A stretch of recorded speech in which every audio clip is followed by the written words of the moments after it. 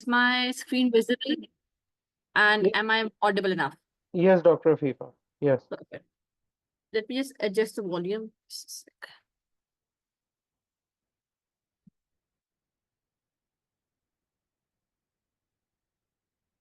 Okay. Is my volume good enough? Is it loud enough? Right? Yes, Dr. Fifa. Yeah. Perfect. Oh dear God. So we have another. Please, before we start the session, I will request humbly, do not write on the presentation. Use the chat box. You can see this thing at the very top. And if you cannot use the chat box, I do not mind if you unmute yourself and talk, okay? Please do not write on the presentation. I'll be super grateful. Thank you so much for that. Okay, so coming to our padhai. So today we'll be covering some important topics, and all of these topics are exam favorite. You will definitely 100% be getting some topics from these topics. Exam mein lazmi aayega. Not even one question, I would say more than one question. So talking about atrial fibrillation at first. So I know we all know the basics. This is just to retune ourselves with the basics, the knowledge, and then we will jump towards the MCQs inshallah as well. So atrial fibrillation, we all know that it's an atrial rhythm, atrial arrhythmia, and it's very chaotic. Atrial rhythm तकरीबन 300-400 भी चल रहा होगा, and because of that, जो we all know our anatomy, we all know our physiology कि AV node से सारा कुछ नीचे ventricle से जा रहा होता है, so it's not able to pick every beat. इस वजह से इसमें हमें irregular ventricular beats मिलेंगी, ठीक है? So basically, it's an atrial chaotic rhythm where it's beating like 300, 400, even up to 600 beats per minute. ठीक? अब the common thing is, what are the signs and symptoms? How do these patients present? So normally ना इसमें different variations होंगी in presentation. Okay, they can sometimes be asymptomatic. You can even pick it accidentally while you're doing ECG or any workup. यहाँ पे ये patients ज़्यादातर आते हैं palpitation के साथ, racing and pacing of the heart, chest is pounding, दिल बहुत तेज धड़क रहा है, I can feel my breathing, I can hear my heart rate, sorry. तो इस तरह की presentations होंगी, ठीक है? So they can present with chest pains, they can present with palpitations, even shortness of breath as well. और अगर तो बहुत बड़ा वो चल रहा है सिलसिला, तो ऐसा है कि मतलब इन द सेंस कि अगर अनस्टेबल हो रहा है, कभी होता है ना ऑब्वियसली आपका कार्डिक आउटपुट ही खराब होना शुरू हो गया एरिथमिया की वजह से, तो पेशेंट जो है ना वो आपके अनस्टेबल होने के सिम्टम के साथ आ सकते हैं. ब्लड प्रेशर आपका ड्रॉप कर रहा होगा, सैट्स खराब हो रही होंगी, patient will be tachypnoeic, chest pain की साइंस, इस्कीमिया स्टार्ट हो सकता है, पल्मोनरी एडिमा में जा सकता है. It all depends. तो इसका मतलब है कि स्पेक्ट्रम है एसिम्प्टोमेटिक से लेकर very severe. It can present in any way. तो ये बात आपने याद रखनी है, ठीक है? So look for non-cardiac causes. Now this is very important. ठीक है? तो लाजमी नहीं कि ये सिर्फ और सिर्फ कार्डिक इश्यूज की वजह से होता है. We will discuss that in our next slide as well. कि वो कौन सी reasons है with which a patient can have atrial fibrillation. It's you can मतलब broadly इसको ऐसे कैटेगरी बना ले. एक रख ले कार्डिक causes और एक non-cardiac causes. तो this is important कि आपने non-cardiac causes भी देखने हैं. This is something जो कि clinically important है. If you're in the clinics, AFib के साथ पेशेंट आपके साथ आ गया है तो आप सिर्फ दिल का नाम सोचते हैं कि इस्कीमिया चल गया, ठीक है, या कोई पाथवे इश्यूज हो गए, WPW ये वो, तो आपने बाकी नॉन कार्डिक कॉजेज भी सोचने हैं. This is something that is important for the clinics, not for the exams, लेकिन still we will discuss that. अच्छा, अब ये जो तीन है ना, these three definitions are very important, और ये आरसीपी को बहुत पसंद है. ये इसमें से क्वेश्चन आता है. Paroxysmal atrial fibrillation, persistent atrial fibrillation and permanent, तीन तरह के हैं, ठीक है? पैराक्सिस्मल वो है जो कि स्पॉन्टेनियसली टर्मिनेट होता है with in 7 days. This is important, ठीक है? 7 दिन के अंदर खत्म हो रहा है, ठीक है? इसको हमें खुद से टर्मिनेट करने की जरूरत नहीं पड़ी है, ठीक है? जो परसिस्टेंट है ना, उसको मोर देन 7 days है, या फिर उसको मैं टर्मिनेट करने के लिए कार्डियोवर्जन की जरूरत पड़ गई है. अब that cardioversion could be electrical, it could be pharmacological, that's another story. But for the definition point of view, वो AFib that terminate spontaneously within 7 days, important.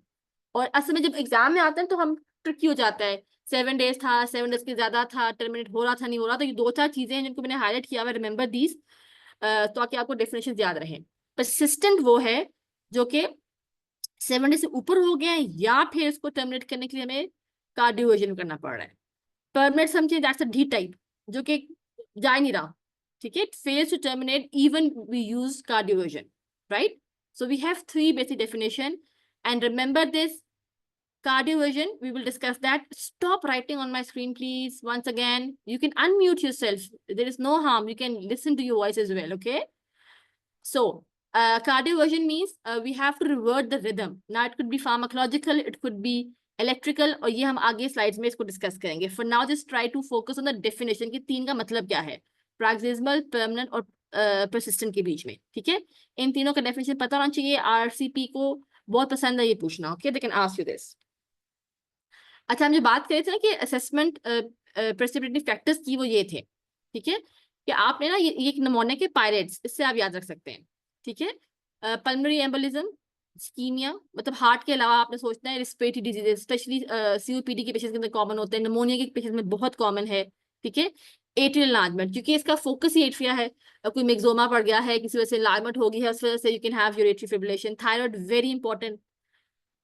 कभी कभी ना आपको पता नहीं होता कि पेशेंट है इज हैविंग थायराइड डिजीज, तो उसका ना पहली प्रेजेंटेशन ही ऐसी होती है, palpitations, tremors, sweating, heat intolerance and all.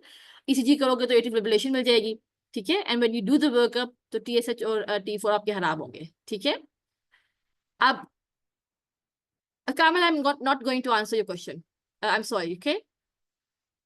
So, because if you can't understand us, then there's no point for you to stay in the session. I'll politely ask you to leave, or you can do the chat box, or you can even unmute yourself. Don't write on the presentation, please.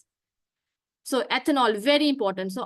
So MRCP में ना ये holiday heart syndrome बहुत आता है. They love to ask this one. ठीक है? और उसमें वो कुछ सिनेरियो देंगे कि young patient है. Again, wow. Admin, can we remove this patient? Who is it, Dr. Afifa? Who is doing Let this? me, I'll have a look at the chats. It was Kamil, I guess. Do we have any Kamil here? Kamil. Can we remove this person? Yes, we are. Thank you so much.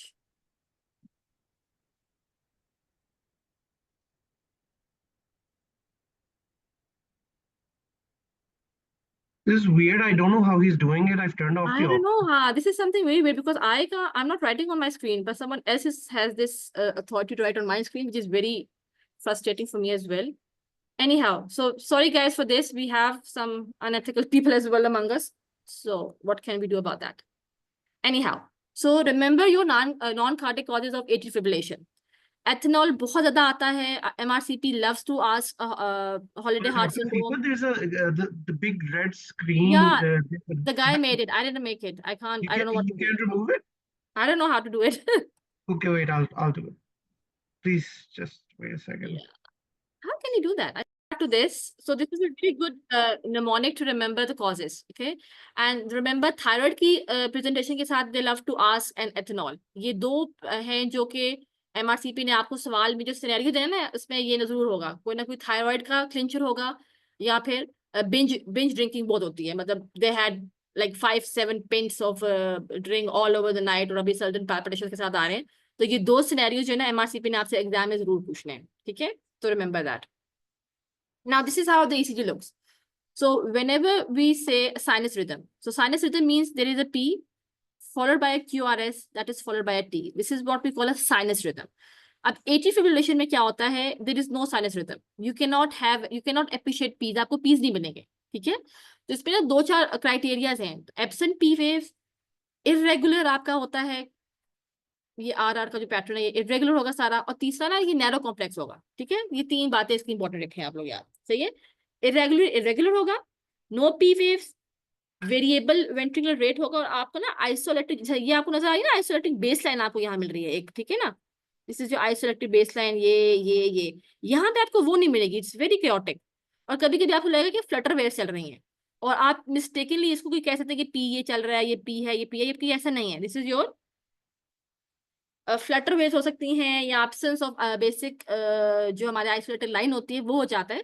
तो इसके अंदर आपको P पकड़ना बहुत मुश्किल होता है. वैसे जनरली स्पीकिंग अगर किसी ने कार्डियोलॉजी में काम किया हुआ है तो वो कौन सी बेस्ट लीड्स हैं to look for P wave? Anyone?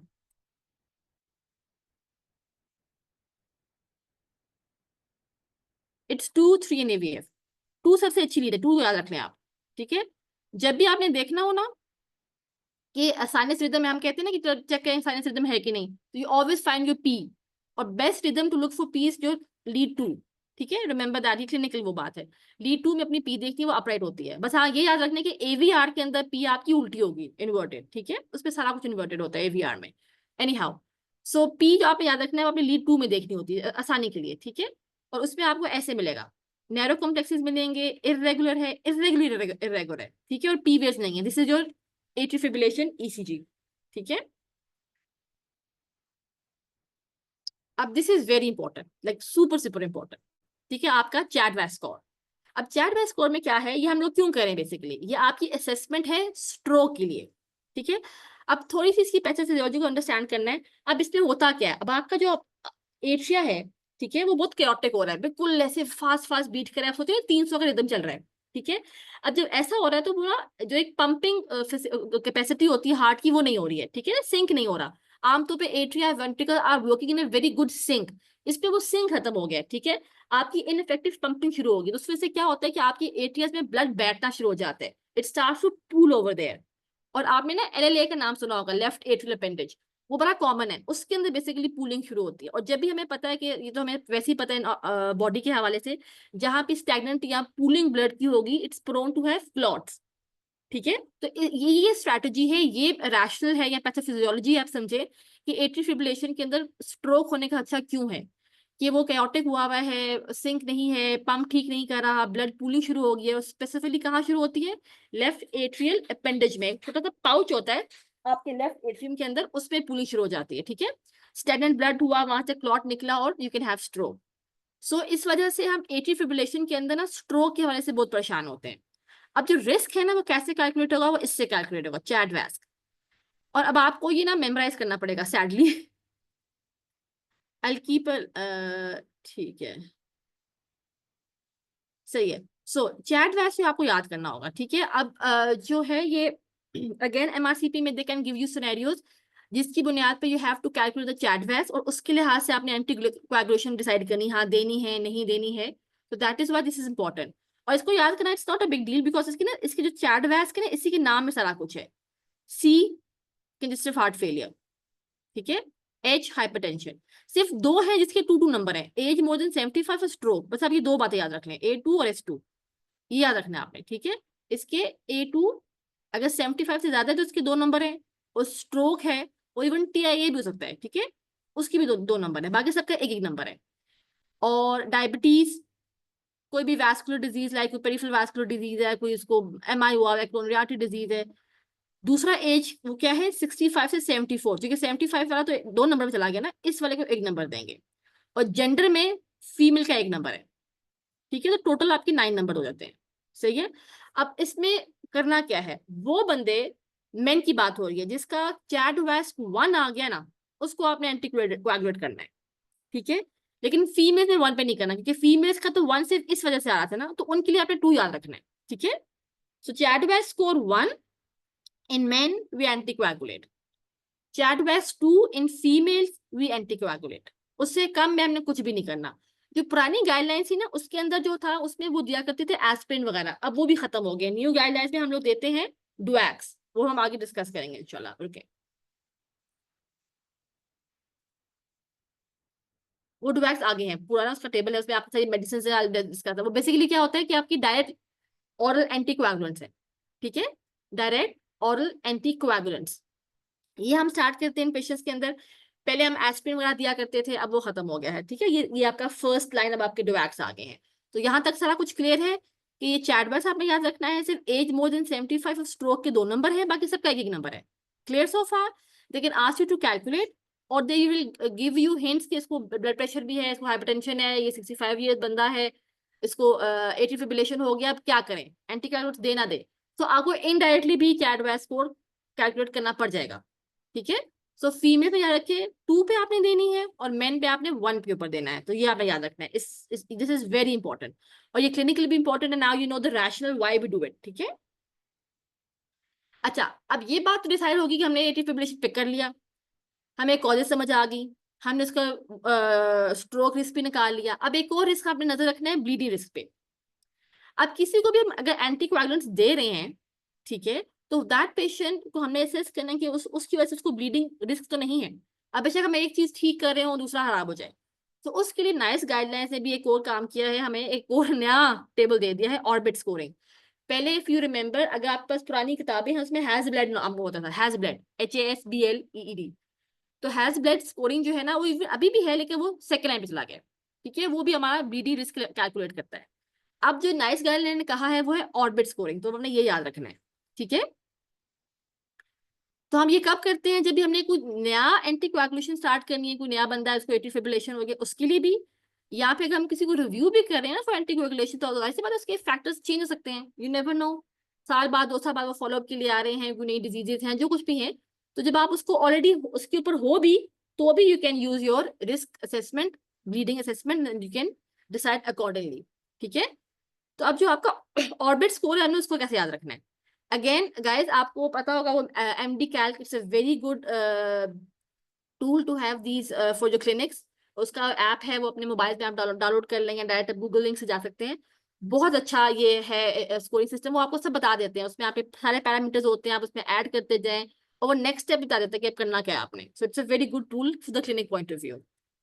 अच्छा, ये आपका ऑर्बिट स्कोर है।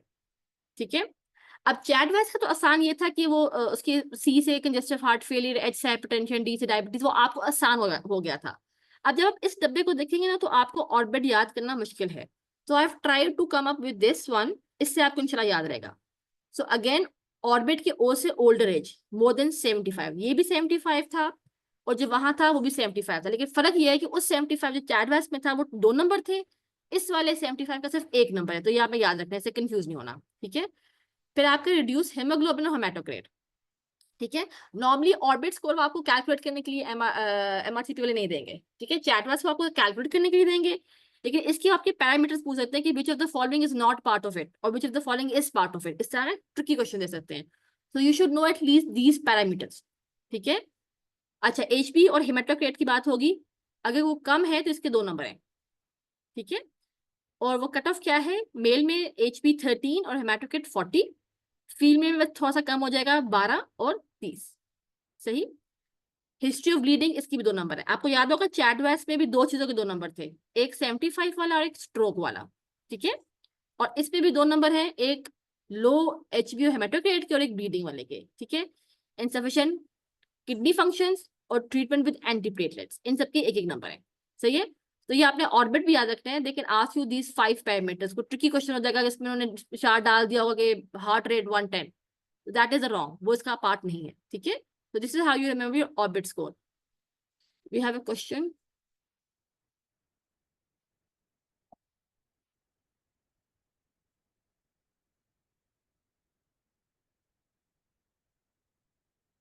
Orbit is preferred.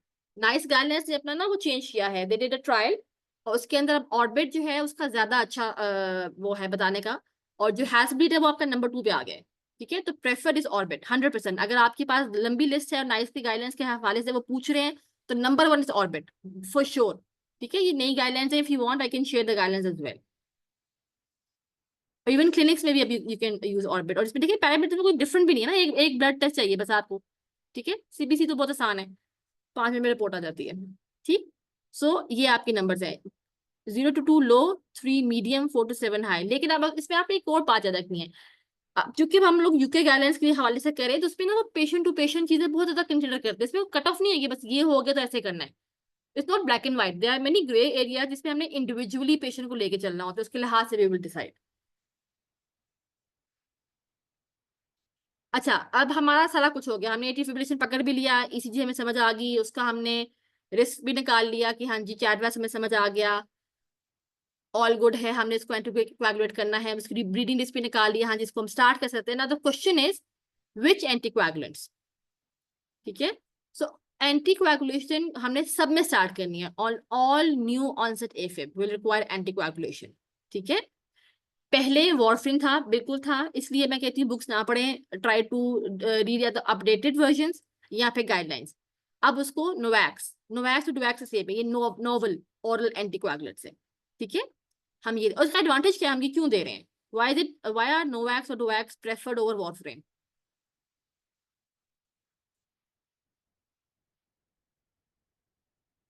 मॉनिटरिंग नहीं है ना, वॉर्फरिन में कितनी लंबी मॉनिटरिंग थी, बेचारा पेशेंट को ड्रग इंटरेक्शन की परेशानियां थी, फूड इंटरेक्शन की परेशानियां थी, अपना पीटी आयरन लेवल्स करा के थक जाते थे, तो उसमें बहुत ज्यादा ब्लड टेस्ट की मॉनिटरिंग थी।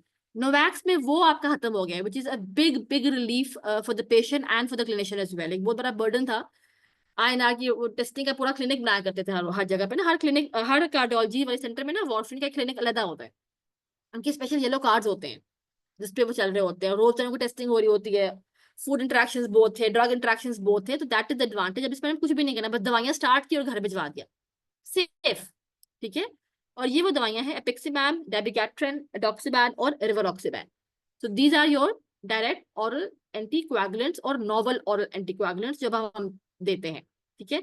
और एस्प्रिन की रोल की बात होगी है कि पहले हम लोग एस्प्रिन भी दिया करते थे, अब वो खत्म हो गया है। There is no role of aspirin in stroke prevention in atrial fibrillation, very important point, ठीक है। ये आपको बहुत ट्रिकी करेंगे एग्जाम की ना स्टेम्स में, कि लाजमी कहीं ना कहीं उन्होंने एस्पिरिन डाला होगा वार्फरिन के साथ, एपिपेक्सिमैब के साथ, तो एस्पिरिन नहीं पकड़ना, दैट इज ओल्ड गाइडलाइंस। अच्छा, मैनेजमेंट बहुत ट्रिकी है, मतलब काफी लोग ना इस एट्रियल फिब्रिलेशन की मैनेजमेंट पे परेशान होते हैं, जो कि ट्रिकी है भी। अब उसमें आपने 3 बातें याद रखनी है, ये 3 बातें, क्या पेशेंट हीमोडायनेमिकली स्टेबल है या अनस्टेबल है, प्रेजेंटेशन कब हुई थी, 48 आवर्स, लेस देन 48 आवर्स या मोर देन 48 आवर्स, और करना क्या है, या तो उसका रेट कंट्रोल करना या रिदम। ये 3 बातें हमने समझ ली ना, तो हमें एट्रियल फिब्रिलेशन इंशाल्लाह बड़ा अच्छा कवर हो जाएगा हमारा। अब कोई भी एरिथमिया हो, कोई भी हो, वो एट्रियल है, वो वेंट्रिकुलर है, सुप्रावेंट्रिकुलर, जो भी है, उसमें सबसे पहले we have to look is the patient stable और नॉट। उसमें हम क्या देखते हैं, ब्लड प्रेशर ड्रॉप हो रहा है, चेस्ट पेन शुरू हो गई है, सिनकपी के साथ आ रहा है, फेलियर के साइंस हैं, इस्कीमिया के साइंस हैं, ठीक है। तो those patients are unstable patients. तो उसके लिए तो सिंपल कहानी है ना, उसको तो हम कर लेंगे DC cardioversion. Exactly, DC cardioversion करना है, सीधा सीधा आपने कार्डियोवर्जन करना है। और कौन सा करना है, सिंक्रोनाइज और unsynchronised, which one, synchronised. Synchronise, perfect, ठीक है। तो we will do a synchronise cardioversion, सही। तो ये तो सिंपल कहानी थी ना। अब जो स्टेबल पेशेंट था, अब इसके बाद हमारा अगला सवाल होगा कि उसको प्रेजेंटेशन कब हुई थी, was it more than 48 hours और लेस देन 48 आवर्स, ठीक है। अगर तो लेस देन 48 आवर्स था ना, फिर हमारे पास दोनों ऑप्शंस हैं, we have the option of rate control and rhythm control. But if it was more than 48 hours, then we have to go for rate control strategy, ठीक है। ये सारा कुछ नाइस गाइडलाइन से कहा हुआ है, सही, यहां तक क्लियर। सॉरी, मैं एक क्वेश्चन दे रही थी, मैं जरा जल्दी से उसको आंसर दे दूं, फिर हम आगे चलते हैं।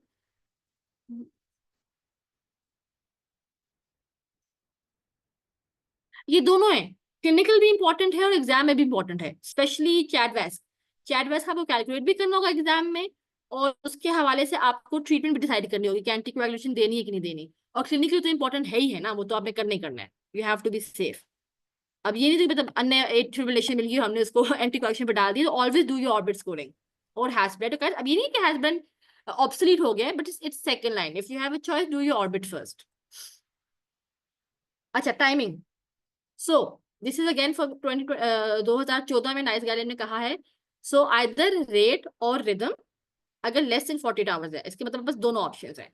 अगर मोर देन 48 आवर तो आपका rate control is the better one, ठीक है। या अनसर्टेन, पता भी नहीं होता ना कब हुआ उसको। अब रेट कंट्रोल में भी आपके पास 2 बातें हैं। सो रेट कंट्रोल करते हैं आइदर विद बीटा ब्लॉकर और रेट लिमिटिंग कैल्शियम ब्लॉकर, ठीक है।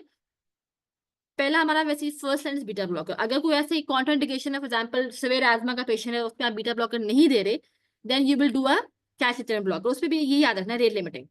वो अब आपको ट्रिक ये करते हैं कि वो कैल्शियम चैनल ब्लॉकर में ना आपको एम्लोडोपिन दे देंगे, which is not rate limiting. तो याद रखिए आपके डिल्टाजन विरापल में इस तरह का, तो आपने ये याद रखना है। तो ये ट्रिकी इस तरह हो सकते हैं, ठीक है, कि वो कौन सा कैल्शियम चैनल ब्लॉकर दे रहे हैं, रेट लिमिटिंग। पहला नंबर आपने याद रखना है बीटा ब्लॉकर, कॉन्ट्राइंडिकेशन है तो कैल्शियम चैनल ब्लॉकर, और कौन सा रेट लिमिटिंग। इसमें से आपने बस ये याद रखना है, ठीक है। Now rhythm control. अब रिदम कंट्रोल की भी 2 स्ट्रैटेजीज है, इधर भी 2 स्ट्रैटेजीज थी, एक बीटा ब्लॉकर दिया, यहाँ पे कैल्शियम चैनल ब्लॉकर दिया। रिदम में यहाँ पे आपने शॉक दिया या फिर दवाई दी, अगेन 2 ऑप्शंस, ठीक है। It all depends. Now again we have already discuss कि हम जो शॉक देते हैं, अब ये वो वाली कैटेगरी आ रही है जो कि sorry excuse me, less than 48 hours के अंदर की सबसे अच्छी है। क्लिनिकल भी अपनी चीजें देखनी होती हैं, गाइडलाइंस तो बन गई ना, लेकिन हमने अपना क्लिनिकल चीजें देखनी होती हैं, trust to trust guidelines vary करी होती हैं, जो कि यूके गाइडलाइंस हैं, तो हर ट्रस्ट की एनएचएस ने ना अपने अपने गाइडलाइंस बनाई हुई हैं, तो हर ट्रस्ट अपनी गाइडलाइंस को फॉलो कर रहा होता है। हम चूंकि पाकिस्तान में हैं, तो अगर तो हमारा कोई ऐसा सेंटर है, कोई स्पेशलाइज हमारे पास कोई हमने प्रोटोकॉल्स बनाए हुए हैं, तो हम ऑब्वियसली उन्हीं को फॉलो करेंगे, लेकिन ले दे के जो उसका सम होता है, जो वो बेसिकली वो यही कुछ होगा, बहुत माइनर चेंजेस होती हैं, ठीक है। आमतौर पर इट्स प्रेफर्ड कि लेस देन 48 आवर्स उसमें आप रिदम कंट्रोल करें, बड़ा अच्छा होता है, क्योंकि उसके अंदर भी क्लॉट नहीं बना होता, ठीक है, सेफ होता है। असल में ना 48 आवर्स का जो कट ऑफ है, उसकी रीजन क्या है, रैशनल क्या है, कि उसके अंदर आपको ना 48 आवर्स के बाद क्लॉट के डिसलॉज होने का खदशा होता है, कि एट्रियम में क्लॉट बन जाता है 48 आवर्स के अंदर, उसके चांसेस ज्यादा होते हैं, तो इसलिए हम उस पर शॉक नहीं करते, रीजन कंट्रोल पे नहीं जाते। लेकिन लेस देन 48 आवर्स में हम सेफ होते हैं, chances of that is happening is very low, तो हम लोग कर सकते हैं ये। So either you do electrical cardioversion और यू डू फार्माकोलॉजिकल। इलेक्ट्रिकल में पता चल गया कि सिंक्रोनाइज करनी है। हाँ, वोल्टेज क्या होगा, एनीवन? अगर हमने डिसाइड कर लिया है, एक कोई आया है 40 year old man, eighty fibrillation, 6 घंटे पहले शुरू हुआ है, बाकी सब ठीक ठाक था, डिस्कस किया पेशेंट के साथ, उसने कहा जी मुझे आप कार्डियोवर्ट कर दो। अब आप कितना वोल्टेज दोगे? Is it a low voltage shock और हाई वोल्टेज शॉक?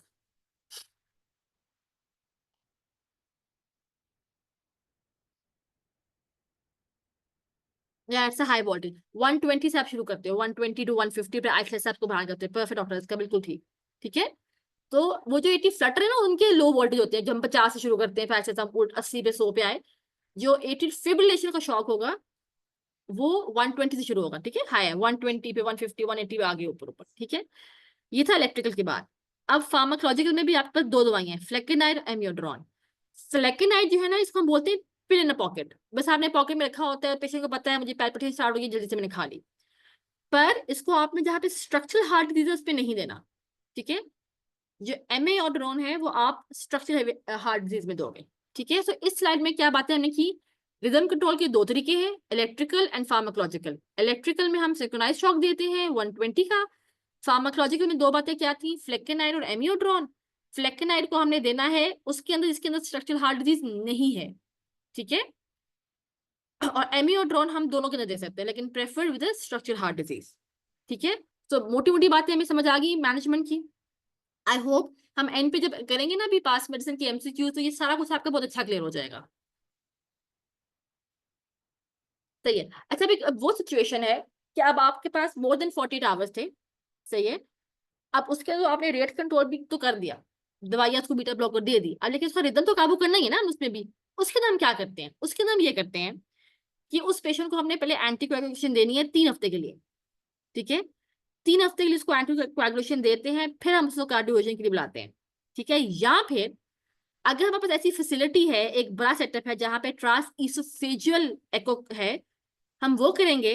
हम लेफ्ट एट्रियल अपेंडिज का थ्रोम्बस रूल आउट करेंगे, हेपरिन देंगे और साथ ही कार्डियोट कर देंगे, ठीक है। लेकिन ये सेटअप टू सेटअप वेरी करेगा, ठीक है। ये हम उस पेशेंट की बात कर रहे हैं जो 48 आवर्स के बाद आया है, उसके रिदम कंट्रोल की बात हो रही है, ठीक है। 48 के आवर की बात हमने तो कहता है रेट कंट्रोल करना है, दैट इज जो हमने कर लिया। अब लेकिन रिदम तो का कुछ ना कुछ तो करना ही है ना, तो ये उसका प्लान होगा। या तो हम उसको 3 हफ्ते के लिए एंटीकोएगुलेट करते हैं, फिर उसको बुला लेते हैं, या फिर अगर हमारे पास ये फैसिलिटी है ट्रांस इसोफेजियल एको की, जो लेफ्ट एट्रियल अपेंडिज के थ्रोम्बस को रूल आउट करेगा, उसको हमने वही हेपरिन लगाई, वही पे कार्डियोवर्ट कर दिया। अब इस वाले पेशेंट को हमने फिर आगे जब भी बेशक इसको इधर करें कार्डियोवर्ट या इधर करें, उसको फिर आपने 4 हफ्ते के लिए देना है एंटीकोएगुलेशन, और फिर उसको बुला के रीअसेस करना है कि अब हमने आगे क्या करना है, ठीक है। तो ये सवाल ना एमआरसीपी वाले बहुत शौक से पूछते हैं, ठीक है। अब इसी पेशेंट के अंदर अगर आपको लगता है कि फेलियर रेट है कार्डियोवर्जन का, फॉर एग्जांपल उसको पहले आपने कार्डियोवर्ट किया हुआ है, रिकरेंट है, तो उसके अंदर हमने साथ एमियोड्रोन भी दे देनी है, ठीक है। यहाँ तक क्लियर है? I hope so. चैट में कुछ नहीं है, अगर नहीं हुआ तो बताइएगा, अदरवाइज क्वेश्चन में क्लियर हो जाएगा इंशाल्लाह ना। एक चीज होती है पोस्ट स्ट्रोक। अच्छा, ये तो हम करे थे ना बचाने के लिए, स्ट्रोक हो ही ना, कि बस स्ट्रोक ना हो, बस एट्रियल फिब्रिलेशन भी काबू हो जाए, उसका स्ट्रोक ना हो। अब फॉर एग्जांपल एक एट्रियल फिब्रिलेशन हुई, अनलकी बंदा था, उसको टीआईए हो गया, स्ट्रोक हो गया, अब वो हमारे पास आया, उसके साथ हम क्या करेंगे? दैट्स द क्वेश्चन, ठीक है। चैट में क्या चल रहा है? ठीक है, उसके साथ हम ये करेंगे, अगर तो उसको, सॉरी गाइस, हाँ, अगर तो उसको एट्रियल फिब्रिलेशन हुआ और उसको स्ट्रोक हुआ, आपने उसका सीटी स्कैन कराया और उसके अंदर आपको इस्कीमिक स्ट्रोक नजर आ गया, उस पेशेंट के अंदर आपने अभी एंटीकोagulation नहीं करनी है। उसकी वजह यह है क्योंकि पहले 2 हफ्तों में आपका ischaemic stroke can convert into haemorrhagic stroke because of anticoagulation. तो इस सिनेरियो में आप क्या करते हो, आप 2 हफ्ते के लिए एस्पिरिन देते हो, और जब आपका हेमोरेजिक ट्रांसफॉर्मेशन का टाइम जब गुजर जाता है फिर आप एंटीकोagulation करते हो। ठीक है, तो ये ट्रिकी है। तो पहले हमने जितना किया था वो प्री था, बचा रहे थे, और अब बेचारे मासूम को स्ट्रोक हो गया है। ठीक है, रायता फैल चुका है, इस्कीमिया बन गया, इन्फार्क्ट बन गया, अब क्या करें? तो उसके अंदर आपने फॉर एंटीकोagulation नहीं देनी। अब यहाँ पे हम भूल जाते हैं, हम फटाफट अपेक्सिबैम पिक कर लेते हैं, नहीं, इस वाले सिनेरियो में आपने एस्पिरिन देनी है, फिर 2 हफ्ते बाद आपने एंटीकोagulation करना है। तो अगर टीआईए है, टीआईए में ये होता है कि ट्रांजिएंट है, विद इन 24 आवर्स आपके सिम्टम रिवर्ट हो जाते हैं, सीटी स्कैन में सब नॉर्मल था, उसके अंदर आप डायरेक्ट एंटीकोagulation ही स्टार्ट करोगे, जो कि हम बाकी पेशेंट के साथ करते हैं। आई hope this is clear, but again you will be having a more concept and a more grip when we are doing MCQs. So coming to the pulmonary embolism, अब next topic तरफ आ रहे हैं। So pulmonary embolism again very common topic, और इसमें से भी 100% आपके 2-3 सवाल तो आने ही आने हैं। ठीक है, अच्छा, इसके बाद 3 बातें इंपॉर्टेंट है। जब भी आप आपके पास कोई pulmonary embolism आप सोच रहे हैं ना किसी मरीज के बारे में, तो आपने सिर्फ सिम्टम पे नहीं पकड़ सकते, क्योंकि इसके सिम्टम्स बहुत वेग हैं। एसओबी, देखिए 100 कंडीशन में एसओबी हो सकता है। ठीक है, हेमोप्टिसिस बहुत लोग कहते हैं कॉमन है, लेकिन अगेन वो बहुत कॉमन नहीं है, वो बहुत फ्यू पेशेंट्स के अंदर हो रहा होता है। प्लूरेटिक चेस्ट पेन, प्लूरेटिक चेस्ट पेन कौन सी होती है? जो डीप ब्रीदिंग के साथ हो रही होती है। ठीक है, हाँ, इनके साथ अगर आपके रिस्क फैक्टर्स मिल जाएं, फॉर एग्जाम्पल वो पेशेंट इमोबिलाइज था, उस पेशेंट को का भी रिसेंट सर्जरी हुई है, उसका कोई फ्रैक्चर हुआ है, उसको कास्ट लगा हुआ है, वो लेटा हुआ है। देखिए लेटा हुआ बंदा, वो विशॉट ट्रायड याद करें, स्टेसिस है, ब्लड पूलिंग है, टांग हिल ही नहीं रही है, तो उस पूलिंग की वजह से, स्टेसिस की वजह से आपको क्लॉट्स बन सकते हैं। ठीक है, तो हिस्ट्री कितनी इंपॉर्टेंट है।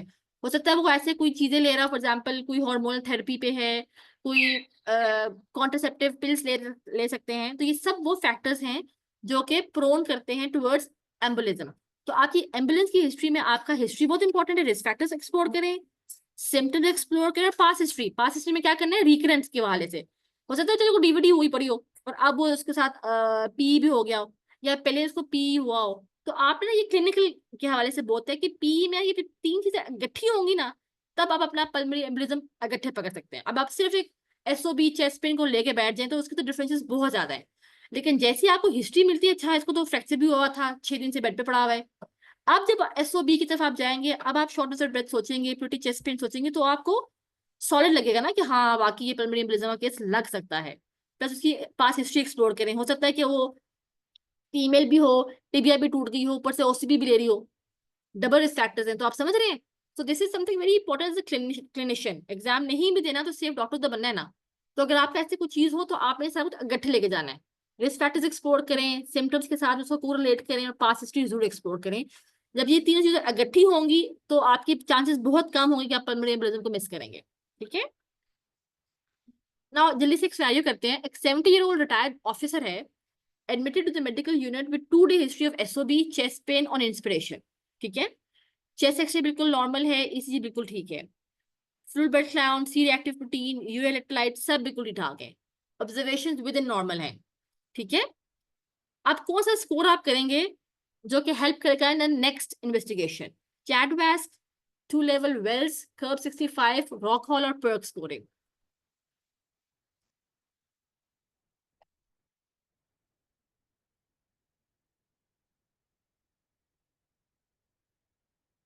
चैडवास्क तो अच्छा, चैडवास्क हम करते हैं ना एट्रियल फिब्रिलेशन के लिए। ठीक है, चैडवास्क एट्रियल फिब्रिलेशन, तो यहाँ पे कोई भी ऐसी कोई कि चेस्ट वो मतलब पैल्पिटेशन के साथ होता है ना, कोई इरेगुलर पल्स की कोई ऐसी इंडिकेशन नहीं है ना। एसओबी है, प्लूरेटिक चेस्ट पेन है, अभी हमने सिम्टम डिस्कस किए थे। ठीक है, तो ये पी की तरफ जा रहे हैं, तो चैडवास्क तो एट्रियल फिब्रिलेशन के लिए है, हाँ बी हो सकता है। कर्व हमें पता है कि नमोनिया के लिए है, रॉक हॉल हमें पता है कि ये वो जे ब्लीड के लिए है, और पीछे पर्क स्कोर है। पर्क स्कोर भी ना नाइस को ने नया ऐड किया है, उनको बड़ा पसंद है। हाँ बी है, बिल्कुल ठीक है। सो अब इसमें सवाल ये है कि ई क्यों नहीं है? ये भी तो आपका उसी के लिए ना, पल्मोनरी एम्बोलिज्म के लिए। तो इसके साथ सोतेला सलूक क्यों किया हम लोगों ने? बी भी परमेनिबलिज्म के लिए है और ई भी, ठीक है। लेकिन यहाँ पे आप लोग बिल्कुल ठीक है, इट्स बी। तो पहले हम पर्क डिस्कस करते हैं ताकि आप जिन लोगों को नहीं पता वो पर्क उनका क्लियर हो जाएगा। लेकिन for this B is the right answer, ठीक है, 2 लेवल वेल स्कोर। अच्छा, अब हमारे पास ना एम्बुलिज्म के अंदर ये 2 रिस्क स्ट्रैटिफिकेशन, 2 स्कोरिंग है।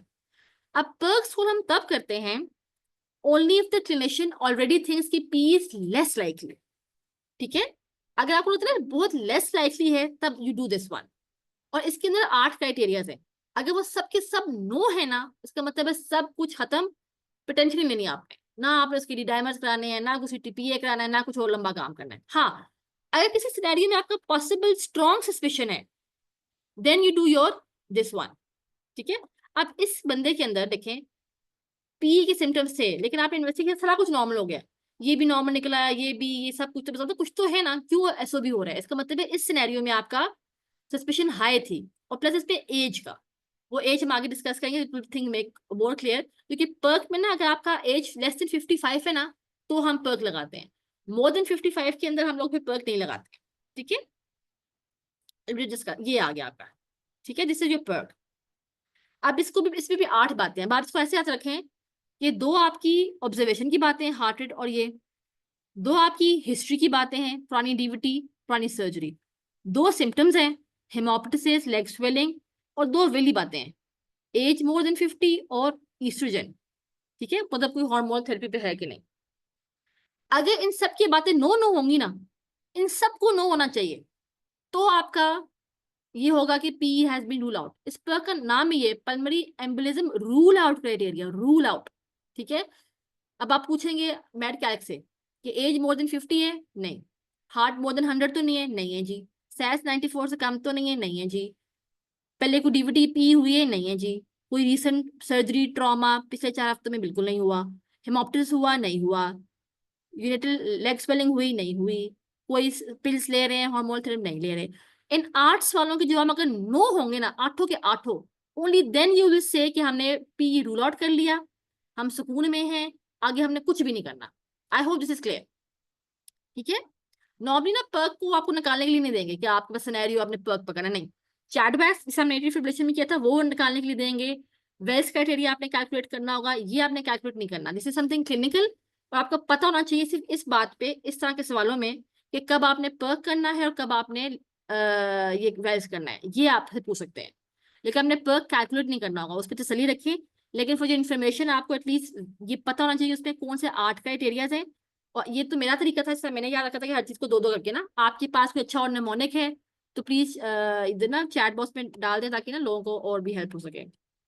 वैसे ही है, बिल्कुल ठीक, सही है। तो अगर सस्पिशन स्ट्रांग है तो हम चले जाएंगे अपने वेल स्कोर की तरफ, ठीक।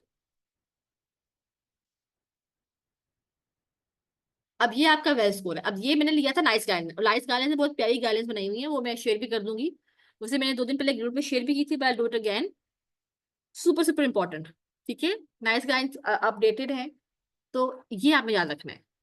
This you have to calculate, क्योंकि इसमें तो वो करते हैं, इसमें वो ऐसा करते हैं, सिनेरियो दे देंगे कि जी 78-year-old मैन है, शॉर्टनेस ऑफ ब्रेथ है, चेस्ट पेन है, प्रोटेक्ट चेस्ट पेन है, हार्ट पे स्ट्रेन भी है, ईसीजी चेंजेस भी हैं, और उसको ये भी है, फ्रैक्चर भी हो चुका है, उसको पहले स्ट्रोक भी हो चुका है, कोई ना कुछ सिनेरियो। और आगे वो आपसे ना पूछेंगे नेक्स्ट इन्वेस्टिगेशन। अब इन्वेस्टिगेशन को हमने करने के लिए हमें वेल स्कोर चाहिए, तो या तो वो डायरेक्ट पूछते हैं कितना वेल स्कोर है, 4, 5, 6, या फिर वो पूछते हैं कि अब आपने खुद से कैलकुलेट भी करना है और इन्वेस्टिगेशन भी बतानी है, मतलब 2 लेवल क्वेश्चन कर देते हैं डिफिकल्टी लेवल बढ़ाने के लिए। तो आपको ये याद करना पड़ेगा, क्योंकि आपको हो सकता है कि वहां बैठ के कैलकुलेट करना पड़े, और उसके लिहाज से आप इन्वेस्टिगेशन ऑफ चॉइस पकड़नी है, ठीक है। सो अब उसको हमने कैसे याद रखना है, इस इन पॉइंट तरफ पहले आ जाए, पॉइंट की तरफ, ठीक है। इसमें जो टॉप की 2 बातें हैं उसके 3-3 नंबर है, बीच की 3 चीजों के 1.5 नंबर है, और आखिरी 2 का 1 नंबर है, ठीक है। And you have to calculate guys, इसको ना प्रिंट करके दीवारों पर लगा लें जो एग्जाम दे रहे हैं सितंबर डाइट के लिए specially. Print it, put it on your walls, look at it every day, और make a small folder in your mobiles जिसपे सारे आपने स्कोरिंग डाल दिए, और रोज सफर के दौरान आते हॉस्पिटल आते जाते या कोई ब्रेक में मिले तो अपने ना ये देख लें, क्योंकि ये वो पता है, मैं ये तो मतलब समझे ना, क्वेश्चन लीक हुआ है, ये तो आना ही आना है, ठीक है। तो जो आना ही आना है तो एटलीस्ट वो तो हम ठीक कर लेना, right. So clinical science and symptoms of DVT अगर है तो उसके 3 नंबर है। And alternate diagnosis is less likely, होता है ना कि आपने कुछ सिनेरियो पढ़ा लगा यार ये तो होगा ही पीईपी, ठीक है, उसका मतलब न्यूमोथोरक्स होने के चांसेस कम है, एटिलेक्टेसिस होने के चांसेस कम है, निमोनिया होने के चांसेस कम है, मतलब alternate diagnosis is less likely to be some other thing, ठीक है। So it is more likely to be PE, उसकी भी 3 नंबर है। सो अगर आपका डीवीटी के साइन मिल रहे हैं इस मरीज के अंदर 3 number, and alternate diagnosis is less likely then P, मतलब पी आपका स्ट्रॉन्ग सस्पिशन है 3 नंबर, ये ठीक हो गया। अब ये 3 बातें याद रख लें, हार्ट रेट मोर देन 100, डेढ़ नंबर 1.5। अब इसमें ना ये 3-4 नंबर वैल्यूज इंपॉर्टेंट है कि इमोबिलाइजेशन 3 दिन की, अब ये नहीं कि एक दिन से हम सिर्फ 24 घंटे सोए हुए हैं और हम कर दें जी उसको हो गया पी डीवीटी, नहीं, ठीक है। इमोबिलाइजेशन एटलीस्ट 3 दिन की हो, उसको हम बोलेंगे surgery in the last 4 weeks, ठीक है, 4 हफ्ते की बात है, इसकी भी 1.5 नंबर है, और कोई उसकी पुरानी हिस्ट्री हो डीवीटी पी, उसकी भी 1.5 नंबर है, ठीक है। हेमोप्टिसिस मेलेंसी 1-1 नंबर, और मेलेग्नेंसी में 6 नंबर, ठीक है। तो ये 3, 4 और 6 आप याद रखना है, सही है, सिर्फ इस पे फोकस नहीं करना। अब आपको ट्रिक कर सकते हैं कि सर्जरी तो हुए हुए इसको हो गए हैं कोई 6 महीने, और आप उसको 1.5 नंबर दे के आप सवाल गलत कर सकते हो, ठीक है। तो ये ट्रिकी बातें हैं जो कि सिनेरियोज और एग्जाम में ना ये हमारे एमआरसीपी वाले आपको दे सकते हैं, उन्होंने दिया हुआ भी है, ठीक है। तो ये रिमेंबर दिस। नो अगर तो उसके पी लाइकली क्या होता है, more than 4 points, more than 4 point मतलब 5 जो है वो इधर आएगा, 4 और लेस इज अनलाइकली, ठीक है। तो ये कट ऑफ भी बड़ी इंपॉर्टेंट है, ठीक है। क्वेश्चन तो नहीं आया कोई बीच में?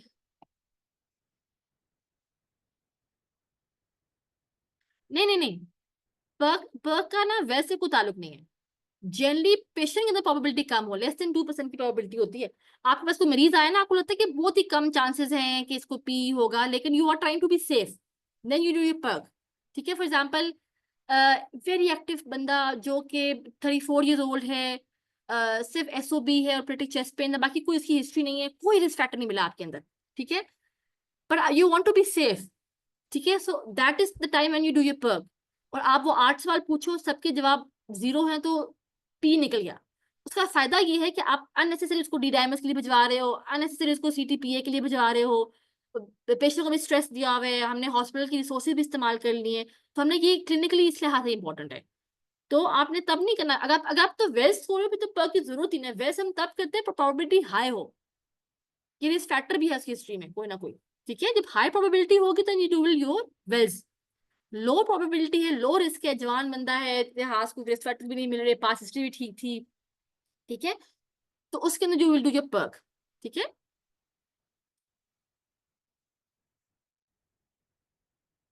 हाँ एग्जैक्टली, ठीक है, आपका ये जवाब खुद ही हो गया, राइट। सो आपने हसन पर्क तब नहीं करना वेल्स के साथ, ना ना ना, लो प्रोबेबिलिटी तो पर्क करके, अगर पर्क उसका नेगेटिव होता है, नो है, तो फिर तो आपने वेल्स की तरफ जाना ही नहीं ना, कहानी खत्म होगी वहीं से पी खत्म हो गया, ठीक है। पर अगर उस पेशेंट की प्रोबेबिलिटी हाई है तो हम वेल्स की तरफ जाएंगे। I hope that is clear, this is something very clinical. अच्छा अब ये देखते हैं, 74 ईयर ओल्ड जेंटलमैन है, referred by his GP, 1 day history SOB की, 74 है, एसओबी है, कफ भी है 1 हफ्ते से, ही dry sputum, past medical history में इसकी हाइपरटेंशन है, ट्रांसयूरेथ्रल रिसेक्शन है ऑफ प्रोस्टेट फॉर 3 हफ्ते पहले, मतलब सर्जरी हुई है 3 हफ्ते पहले, ठीक है, 3 हफ्ते, मैं बार बार रिपीट कर रही हूँ। रेमिप्रिल ले रहा है, टेंसोसिलिन ले रहा है, सिगरेट हिस्ट्री है, एग्जामिनेशन पे रेस्पिरेटरी 24 है, sats 91, heart rate 105, blood pressure इतना है, ईसीजी पे टकीकार्डिया है, एक्सरे बिल्कुल नॉर्मल है। इस पेशेंट का वेल स्कोर कैलकुलेट करें, इसका वेल स्कोर कितना है?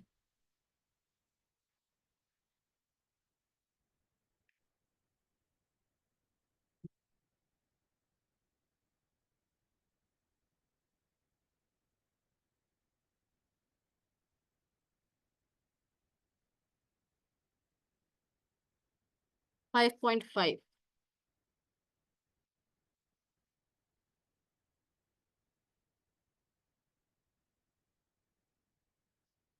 करीब 3, वो जो था ना करीब 3, 6, यस, ठीक है बिल्कुल। अब 6 किस तरह है, देखिए एक तो आपको हिस्ट्री से लग रहा है कि देखिए रिस्क फैक्टर भी थे, सर्जरी भी हुई है, ठीक है, इमोबिलाइजेशन भी है, तो strong suspicion of P 3 number उसके हो गए, ठीक है। हार्ट रेट 1.5 इसका हो गया, रिसेंट सर्जरी 1.5 में, ऐसे हिसाब किताब में मसला हो गया है। तो 3 और 1.5 भी 3 होते तो 6 होते टोटल। हम वापस चलते हैं इसके ऊपर। उस पेशेंट का ये 3 था, सॉरी ये नहीं था, ये 3 था, ठीक है। स्ट्रॉन्ग सस्पिशन था, हार्ट रेट वाज 1/5 तो 1.5 यहाँ हो गया। सर्जरी देखिए लेस देन 3 मंथ में सर्जरी हुई थी तो 1.5 ये हो गया, 1.5 1.5 3 कितना हो गया 6। तो this is his well score, ठीक है। आई होप दिस इज क्लियर, सही है। तो इस तरह वो आपसे या तो डायरेक्ट पूछेंगे कि व्हाट्स द वेल स्कोर, या फिर वो पूछेंगे नेक्स्ट स्टेप क्या है। आप इसका चूंकि मोर देन 4 है तो नेक्स्ट स्टेप क्या है, सीटीपीए और डी डायमर्स क्या करेंगे इसके अंदर।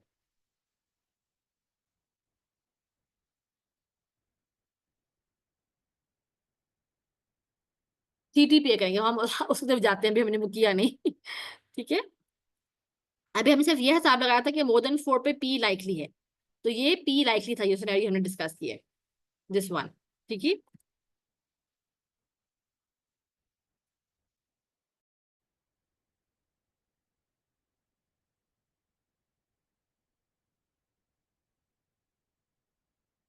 Very good morning, thank you doctor Hasan for this, thank you. अच्छा again this is from the NICE guidelines, very easy, बहुत इन्होंने आसान बनाया हुआ है।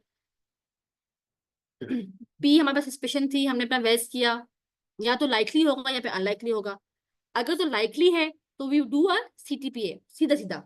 अब ऑब्वियसली बीइंग इन पाकिस्तान और इवन इन अदर कंट्रीज जहाँ पे इसकी फैसिलिटी नहीं है, यहाँ पे आपको टाइम लग रहा है, तो उसके अंदर आप हेमेंटेरम उसका एंटीकोएगुलेशन शुरू कर दें व्हाइल यू आर वेटिंग।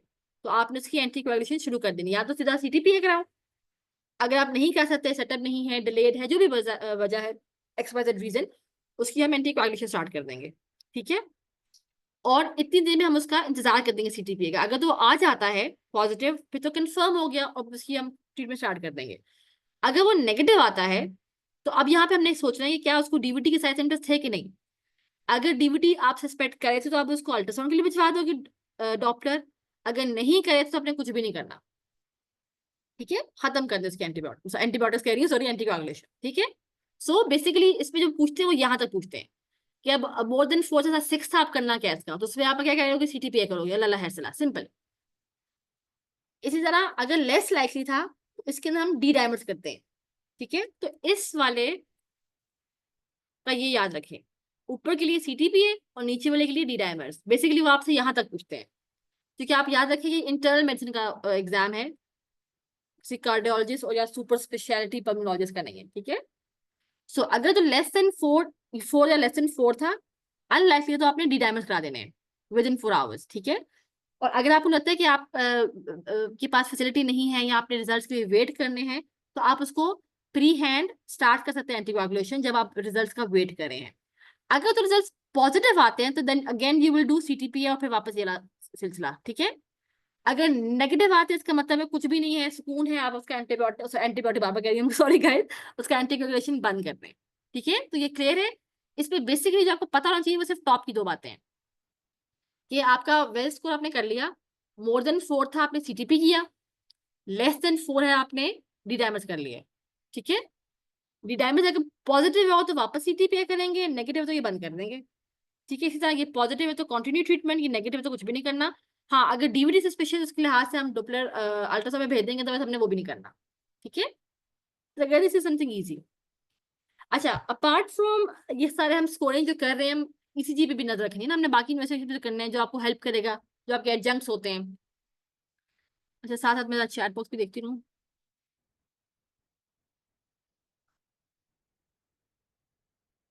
ठीक है। अच्छा ये आपने बहुत सुना, ये बड़ा फेमस है S1QT3, वेरी फेमस। लेकिन याद रखें ये बहुत कम लोगों के अंदर, सिर्फ 20% के अंदर मिलता है। आपकी लीड 1 में देखिए कितना डीप एस है, और लीड 3 के अंदर आपको या तो क्यू मिलेगी और साथ टी वेव इन्वर्जन मिलेगी, ठीक है। लेकिन ये S1QT3 pattern is not very common, सिर्फ 20% के अंदर आ रहा होता है। मोस्ट कॉमन क्या है, साइनस की कार्ड क्या, वेरी कॉमन। और आपको क्योंकि राइट हार्ट स्ट्रेन पर है ना, तो आपके अंदर ये मिल सकता है, राइट बंडल ब्रांच की निशानियां मिलेंगी या राइट एक्सिस डेविएशन। तो ये आपने ना थोड़ा क्लिनिकली सोचना है। ये जो है ना S1QT3 की एग्जाम के लिए बड़ा इंपॉर्टेंट है। एग्जाम फेवरेट है, उन्होंने ये पूछना ही पूछना है। लेकिन जो नीचे वाली बातें ना दो, ये आपकी क्लिनिक्स के लिए इंपॉर्टेंट है कि ना आप पल्मोनरी एम्बोलिज्म में आप ये ढूंढते रह जाओ S1 QT 3 ना। अगर आपको साइंस की कार्डिया मिल रहा है, टिपिकल हिस्ट्री है, तो even this alone can indicate a pulmonary embolism. ठीक है, प्रोवाइडेड कि हमने होलिस्टिक चलना है, हिस्ट्री को भी लेके चलना है और ये इन्वेस्टिगेशन को भी इकट्ठे लेके चलना है। अच्छा, एक्सरे। अच्छा, normally what is the most common finding of PE on X-ray? The most common.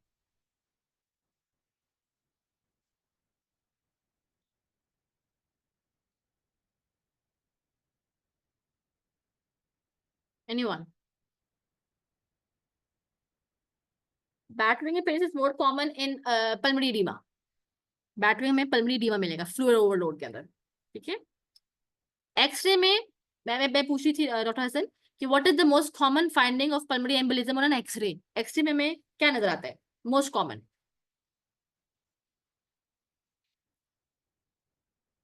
Hampton line. Hampton line क्या होता है डॉक्टर धानी?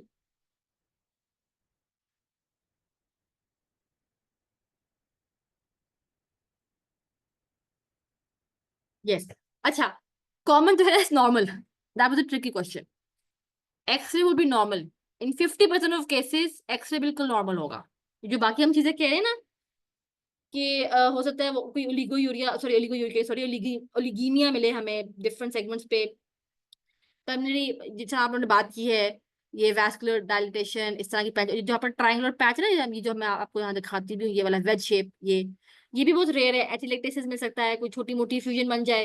ठीक है, तो ये चीजें ना कम होती हैं। ये तो मैंने सिर्फ आपको दिखाने के लिए यहाँ पे डायग्राम डाल दी थी कि जो वेज शेप हम कहते हैं ना, ट्रायंगुलर सा, वो ऐसा लग रहा होता है एक्सरे के अंदर, but this is not common. The most common finding is no findings in xray. Can anyone explain Hampton line? That is something new for me. अच्छा, इसी को कहते हैं। Okay okay, thank you so much. मतलब wedge shape जो opacity उसको Hampton कहते हैं। Perfect, thank you so much for that, thank you guys. तो ये सिर्फ आपके इल्म के लिए था कि वेज शेप डिफॉर्मिटी आपको ऐसे नजर आएगी। Having said that, you should also know as a clinician, good clinician, कि एक्सरे 50% केसेस में कुछ भी नहीं मिलेगा हमें। ठीक है, तो ये हमें याद रखना है, दे आर मोस्टली नॉर्मल। बाकी बाकी जो चीजें, ये एटेलेक्टेसिस, ये वेज शेप, ओपेसिटी, ये सारा कुछ जो है ना, ये रेयर फाइंडिंग्स है। ठीक है। अच्छा, ये आपका CTPA है। Can you appreciate? देखिए, ये आपका योटा पड़ा हुआ है, ये आपका पल्मोनरी ट्रंक है। इधर उधर ये आपको जो ग्रे लग रहा है ना, ये वाला, ये आपका पूरा थ्रोम्बस पड़ा हुआ है, दिस वन, इधर भी जा रहे हैं। ठीक है, ये आपका CTPA पे है। लेकिन अब बेफिक्र है, आपके एग्जाम में वो ये नहीं आएगा, क्योंकि एग्जाम में ना इस तरह की ये पार्ट 2 में आएगा इंशाल्लाह।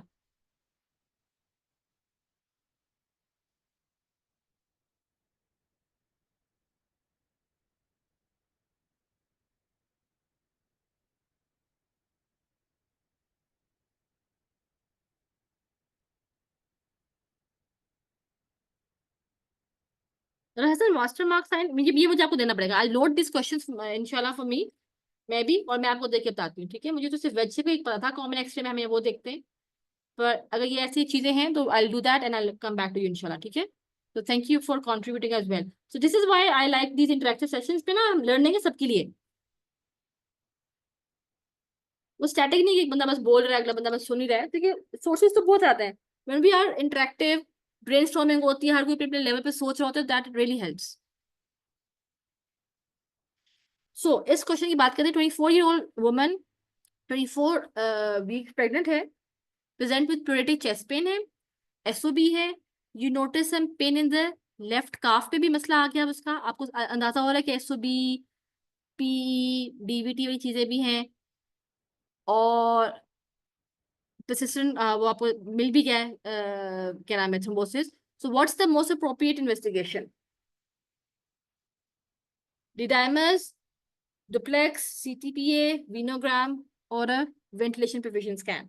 अच्छा, ये ट्रिकी इसलिए है कि समझिए कि पल्मोनरी एम्बोलिज्म इन अ प्रेग्नेंट पेशेंट, वो जो हमने पहले किया था that was for general population, कि हमने क्या करना होता है, वह स्कोर कर लिया, हमें पता चल गया कि 4 से कम ज्यादा, CTPA किसके अंदर, डिडाइमर किसके अंदर, वो तो एक था ना सिचुएशन। अब ये थोड़ा ट्रिकी है कि पल्मोनरी एम्बोलिज्म में प्रेगनेंसी में क्या करना है हमने। we have C's and we have B's. Yeah. So the right answer is duplex Doppler, B. बिल्कुल ठीक, बी हमारा राइट आंसर है। ठीक है, तो क्योंकि हम वो सोच रहे हो ना कि पिछला वाला हम लोग क्राइटेरिया सोच रहे हैं, अगर ये प्रेग्नेंट ना होते तो वही बात है कि अगर 4 से ऊपर इसका वेज आ रहा है तो हम CTPA करते। ठीक है, लेकिन प्रेगनेंसी में जरा गाइडलाइंस डिफरेंट है। तो जो ऑप्स वाले हैं ना रॉयल कॉलेज की तरफ से, तो उनकी गाइडलाइंस की समरी नाइस की ना कुछ पॉइंट्स मैंने निकाल के यहाँ डाले थे। ठीक है, ये सब नाइस गाइडलाइंस है, देवर लेंथी गाइडलाइंस, बहुत लंबी कहानी है जिसके अंदर। तो ये 4-5 इंपॉर्टेंट बातें मैंने यहाँ निकाल के डाली हैं आप लोगों के लिए। सो वुमेन, और ये याद रखिए प्रेगनेंसी के लिए। ठीक है, सो women presenting with symptoms PE है, सबसे पहले इसका एको होगा और एक्सरे होगा। प्रेगनेंसी की बात हो रही है, कोई पेशेंट आपके पास आ रहा है साइन सिम्टम्स ऑफ PE, पहला सब क्या है, एको एंड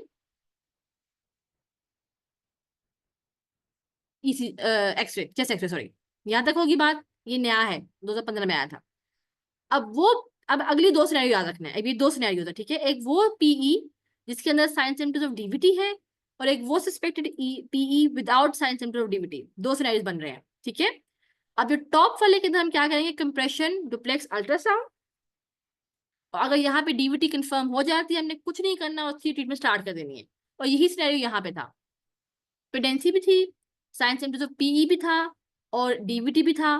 हम क्या करेंगे, दिस वन। और अगर हमारा डुप्लेक्स के ऊपर DVT मिल जाती है, डायग्नोसिस कंफर्म हो जाता है, हमने कुछ नहीं करना, कोई CTPA नहीं, कोई डैमेज नहीं, इस पेशेंट को हम ट्रीटमेंट शुरू कर देंगे एंटीबायोटिक्स के साथ। ठीक है, पर अगर कोई suspected PA in pregnancy without symptoms और उसके अंदर साइंस ऑफ DVT नहीं है, ठीक है, विदाउट साइंस ऑफ DVT, उसके अंदर हमारे पास ऑप्शंस हैं। या तो हम उस पर वेंटिलेशन परफ्यूजन स्कैन करेंगे, या फिर CTPA करेंगे। ठीक है, वो जो पुराने जमाने में था ना कि क्या करेंगे क्या नहीं करेंगे, अब ना इट्स वेरी होलिस्टिक। अब हम पेशेंट के साथ डिस्कस करते हैं, वो मेरी प्रेफरेंस के ऊपर होता है। उसको हमें बताना आता है कि दोनों ऑप्शंस हैं, हम CTPA भी कर सकते हैं। CTPA is not an absolute contraindication in pregnancy, ये भी पुरानी बातें थी, हम प्रेगनेंसी में ये कर सकते हैं। ठीक है, और वेंटिलेशन परफ्यूजन स्कैन भी कर सकते हैं। दोनों की रिस्क हैं जो बहुत कम है, जो हम आगे डिस्कस करेंगे रिस्क क्या है। So we give all the information to the patient and मिल के डिसाइड होता है। पाकिस्तान की तरह नहीं कि बता दिया भाई करना ही करना है। ठीक है, UK में शेयर्ड प्लान होता है, डिस्कस करते हैं, हम पेशेंट को बताते हैं, पेशेंट फैसला करता है। हमारी तरह नहीं कि उन्होंने बता दिया अयो करना है, ऑप्शन ही नहीं बचा कोई, इस तरह कुछ नहीं होता। ठीक है, तो UK में things work differently, it's a shared plan, we tell them, we give them all the information. अब उनकी मर्जी की वो क्या करना चाहते हैं, what do they opt for. ठीक है, हाँ आप ये याद रखें, when chest X-ray is abnormal in a patient with suspicion of PE, उसमें आप CTPA is preferred over VQ। ठीक है, तो ये सब लेटेस्ट गाइडलाइंस हैं, I share them in the group as well. अब ये आपको बताना है कि जो आपका वेंटिलेशन परफ्यूजन है ना, स्कैनिंग, उसमें क्या होता है, उसमें increase risk of childhood cancer है, और CTPA में मदर को मेटर्नल ब्रेस्ट कैंसर के चांसेस हैं। ठीक है, इसमें बेबी इज ऑन स्टेक, इसमें mother herself is on stake. ठीक है, but you remember the absolute risk is very small in दोनों के अंदर। ठीक है, ये तो हमने ये दोनों इन्फॉर्मेशन मदर को देनी है, then she will decide what she wants to opt for. ठीक है, so inform consent, involve the patient, ये टॉप 2 लाइनें मुझे ना हाईलाइट करना चाहिए था। This is very important for a shared decision, you always involve your patient, you always go for the holistic approach. ठीक है, अब ये नीचे वाला बात है ना कि हम लोग आमतौर पे, ये जो एपिडेंसी की बात कहते हैं, ये जो है ना बस वैसी एक बात थी, ये भी नाइस गाइड में लिखा हुआ था कि हम लोग तो बात करते हैं, वो याद है पीछे हमने पढ़ा होगा CTPA करना है अगर वेर इज मोर देन 4 है। ठीक है, पर अगर वो पेशेंट CKD पे है, ठीक है, अब इसके अंदर तो कंट्रास्ट नेफ्रोपैथी के वो मसले मसाइल हो गए ना, तो उसके अंदर भी have an option to go with ventilation perfusion scan. ठीक है, this was a very little tidbit जो कि नाइस गाइड के एंड पे डाला हुआ था, सो मुझे ये पसंद आया, तो I have added this over here as well.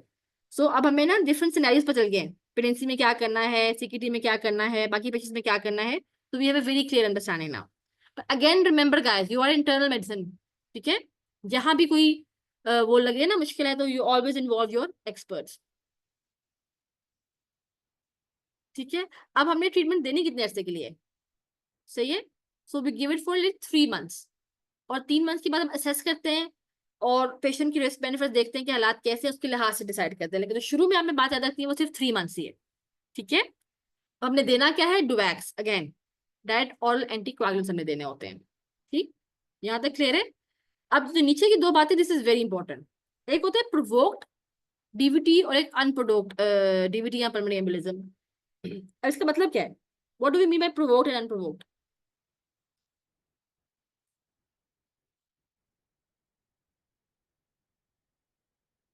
अच्छा, ये एब्नॉर्मल फाइल इसी मतलब होगा कि मतलब बाकी चीजें ना हो सकता, अब देखें पल्मोनरी एम्बोलिज्म की डिफरेंसेस भी हो सकता है नीमोथोरेक्स, कोई बाकी चीजें लाइक निमोनिया, ये वो इस तरह की चीजें, वो एब्नॉर्मल फाइंडिंग। और प्लस अगर एब्नॉर्मल फाइंडिंग होगी भी, हमने ऊपर डिस्कस भी किया था, वो एटिलेक्टेसिस वाली बातें, वो वेज शेप्ड इन्फार्क्ट की बातें, ओलिगीमिया वाली बातें, इफ्यूजन हो सकती है छोटी मोटी, ठीक है, उस तरह की, ये आपके नॉर्मल साइंस होते हैं इसके ऊपर। अदरवाइज इट भी नॉर्मल, ज्यादा नॉर्मल ही होगा। लेकिन अगर नॉर्मल होता भी है, इस पे दो बातें, एक तो हम रूल आउट भी कर लेंगे, दूसरा हम ये भी कर लेंगे। प्रोवोट, एग्जैक्टली प्रोवोट पे ये होता है कि you have past history, risk factors. प्रोवोट पे ये होता है कि हाँ जी इसको कैंसर है, उसको अभी उसने सर्जरी कराई हुई है, उसकी मतलब जो रिस्क फैक्टर्स की बात की थी ना, दैट इज, उसको हम कहते हैं प्रोवोट। अनप्रोवोट होते हैं वो बैठे बैठाए हो गया, कुछ समझ नहीं आया कि क्या हो रहा है, we have no reason whatsoever, मोटी मोटी हमें समझ नहीं आ रहा रीजन क्या है, अनप्रोवोट। इवन कभी कभी ऐसा होता है कि आपको सिनेरियो दिया होगा कि उस पीई है और वो हार्मोनल थेरेपी पे है या कॉन्ट्रासेप्टिव है, इवन वो भी प्रोवोट के अंदर आएगा, because we have a reason for that. ठीक है, रिस्क फैक्टर है वहां पे, we know a cause, that is provoked. इसमें कॉज नहीं पता, रिस्क फैक्टर्स नहीं है, दैट इज अनप्रोवोक्ड। अब इसमें ये फर्क है कि प्रोवोक्ड वाले को हमने दवाई देनी है 3 महीने के लिए, और अनप्रोवोक्ड को हमने दवाई देनी है 6 महीने के लिए, सिर्फ ये फर्क है। इसलिए मैं इस पे एम्फोसाइज करी थी कि इसके साथ ना ये आपसे एमआरसीपी ने लाजमी पूछना है, उनको ये बात पूछना बड़ा पसंद है, वो टिक दे देते हैं और then they will ask you.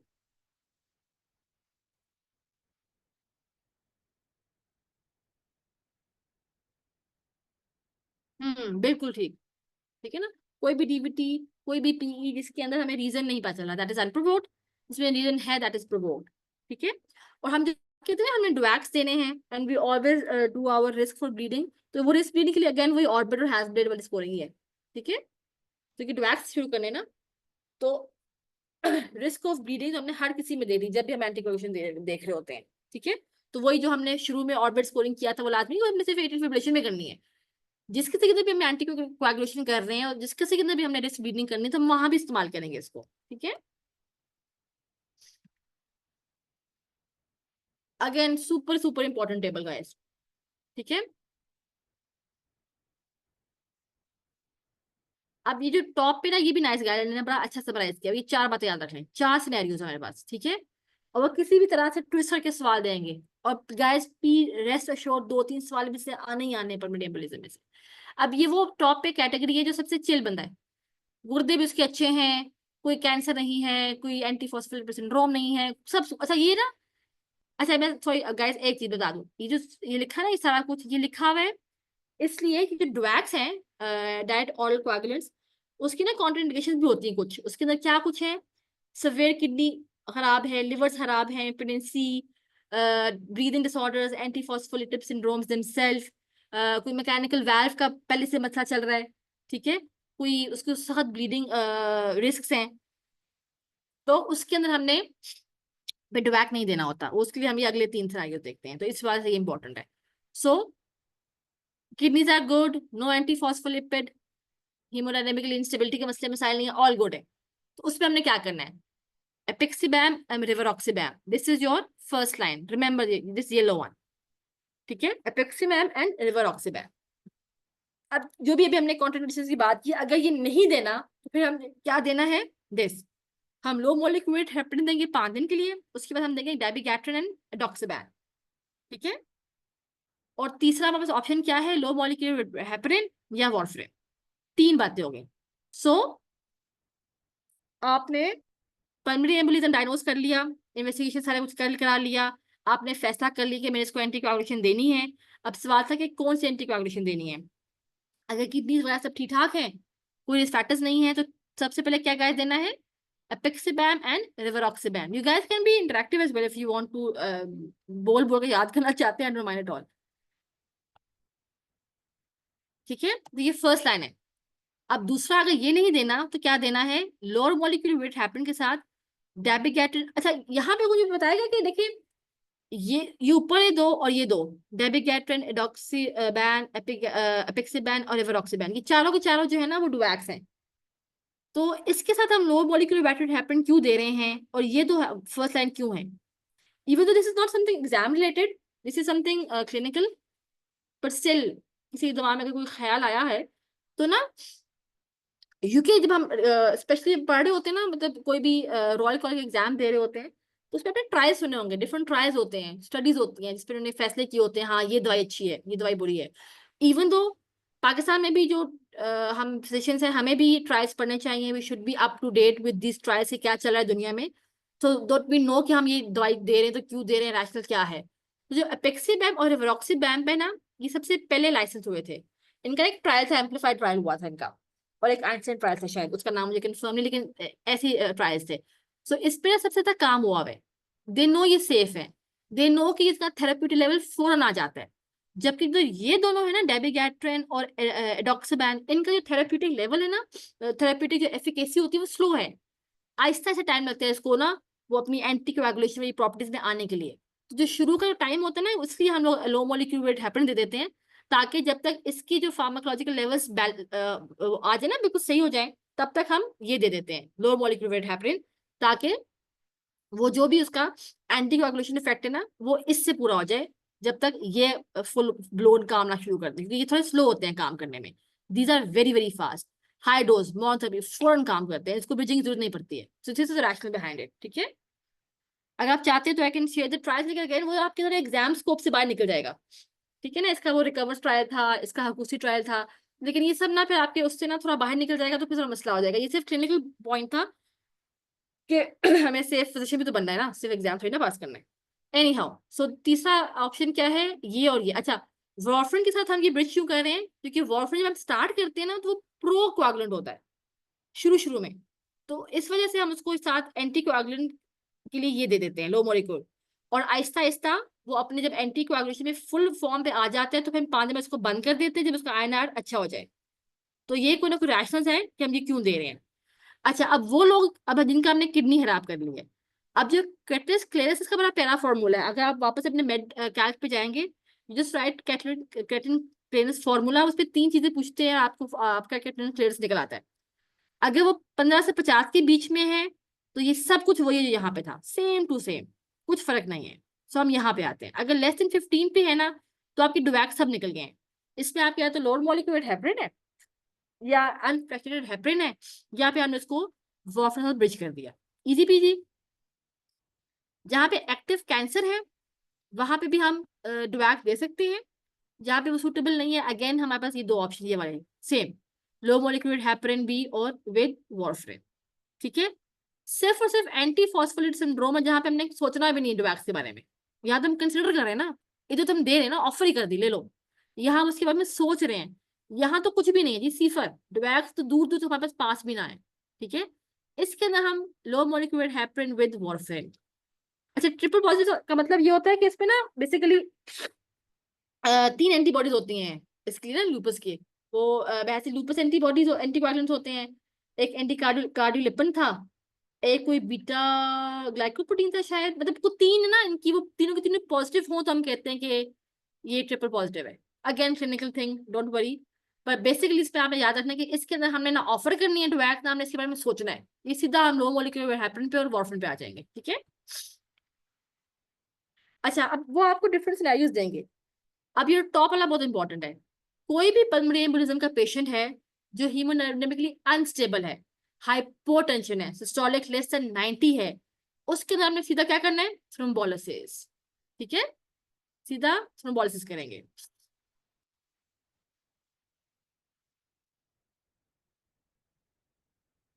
इसमें वो आप वो फॉर्मूला में आप दिखा देती हूँ, इसमें सिर्फ 3 चीजें देखते हैं, I will show you that, तो मसले वाली बात ही नहीं है।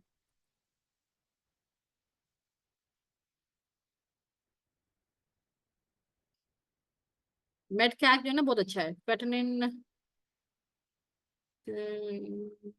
क्लियरेंस मेडकैप,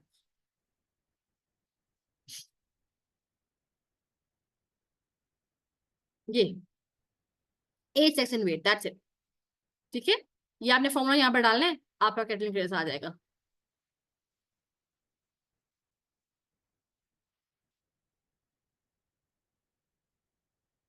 कितना कैरेक्टर में बना रहे हैं? अच्छा 3 सॉरी 4 चीजें हैं, हमने कैरेक्टर भी डालनी है। हम करते हैं 2 हो गए।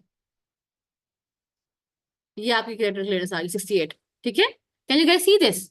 आपको स्क्रीन नजर आ रही है ना? आई होप नजर आ रही है। ठीक है, तो ये आपका सिंपल कैरेक्टर क्लियरेंस आ जाएगी। बिल्कुल ठीक है, तो कुछ भी नहीं करना हमने, कोई डिजीज मॉडिफिकेशन की जरूरत नहीं है इसके अंदर। ठीक है, this is how you do it. तो this MedCalc is amazing app, तो ये आप जरूर रखें अपने पास, और क्लिनिक्स में आपको बहुत हेल्प करेगा, really help you being safe doctor. अच्छा आई गेस गाइस ऐसा करते हैं, it's been an hour, so let's jump to the MCQs first, ये फिर हम बाद में कर लेंगे। उससे आपका ये होगा कि थोड़ी सी ना ब्रेनस्टॉर्मिंग हो जाएगी। अच्छा अब ये मैं अच्छा ma'am to stop this, let's do some MCQs जो हमने ऑलरेडी टॉपिक्स किए ना, पल्मोनरी एम्बोलिज्म और एट्रियल फिब्रिलेशन के, उनकी कुछ ना पास मेडिसिन से एमसीक्यूज कर लेते हैं, तो वो आपको थोड़ी ब्रेनस्टॉर्मिंग में हेल्प करेगी। अगर एंड पे कुछ टाइम हुआ तो we will come back and do this. ये असल में बेसिकली एसीएस स्टार्ट करने लगे थे हम, तो मैंने ज्यादा टाइम ले लिया। हाँ, तो ये एसीएस था, इस पे हम बाद में कर लेते हैं, क्या कहते हैं? अगर आप लोग कंटिन्यू करना चाहते हैं तो we can do that, otherwise we can do MCQs. Chat में बता दें क्या करना है आप लोगों ने।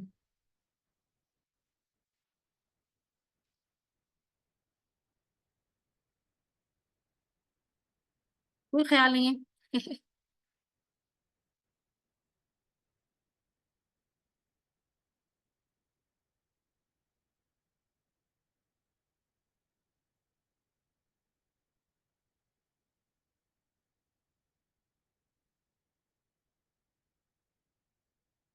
Yeah, I have time. I have plenty of time. I don't mind about time. It depends on you guys. If you want to cover ACS first and then do MCQs, because मैंने ना ये पूरा एक ना specially इन्हीं PE के हवाले से और एट्रियल फिब्रिलेशन के हवाले से ना क्वेश्चन बैंक बनाया था, इसमें सारे सवाल ही एट्रियल फिब्रिलेशन के हैं। अगर आप ये लोग कर लेंगे ना तो इंशाल्लाह आपको एट्रियल फिब्रिलेशन कभी भूलेगा ही नहीं, एग्जाम के लिए आप प्रॉपर तैयार है।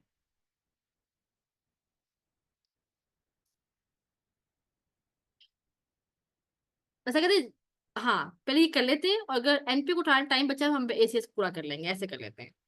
अच्छा आप लोगों को बस ये बता दें चैट बॉक्स में कि मेरा पास मेडिसिन नजर आ रहा है आप लोगों को, कैन यू सी इट?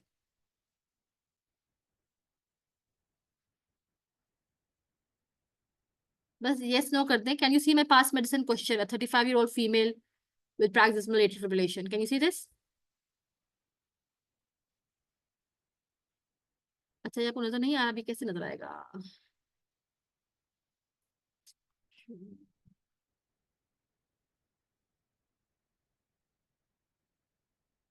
आप बताएं, अब नजर आ रहा है?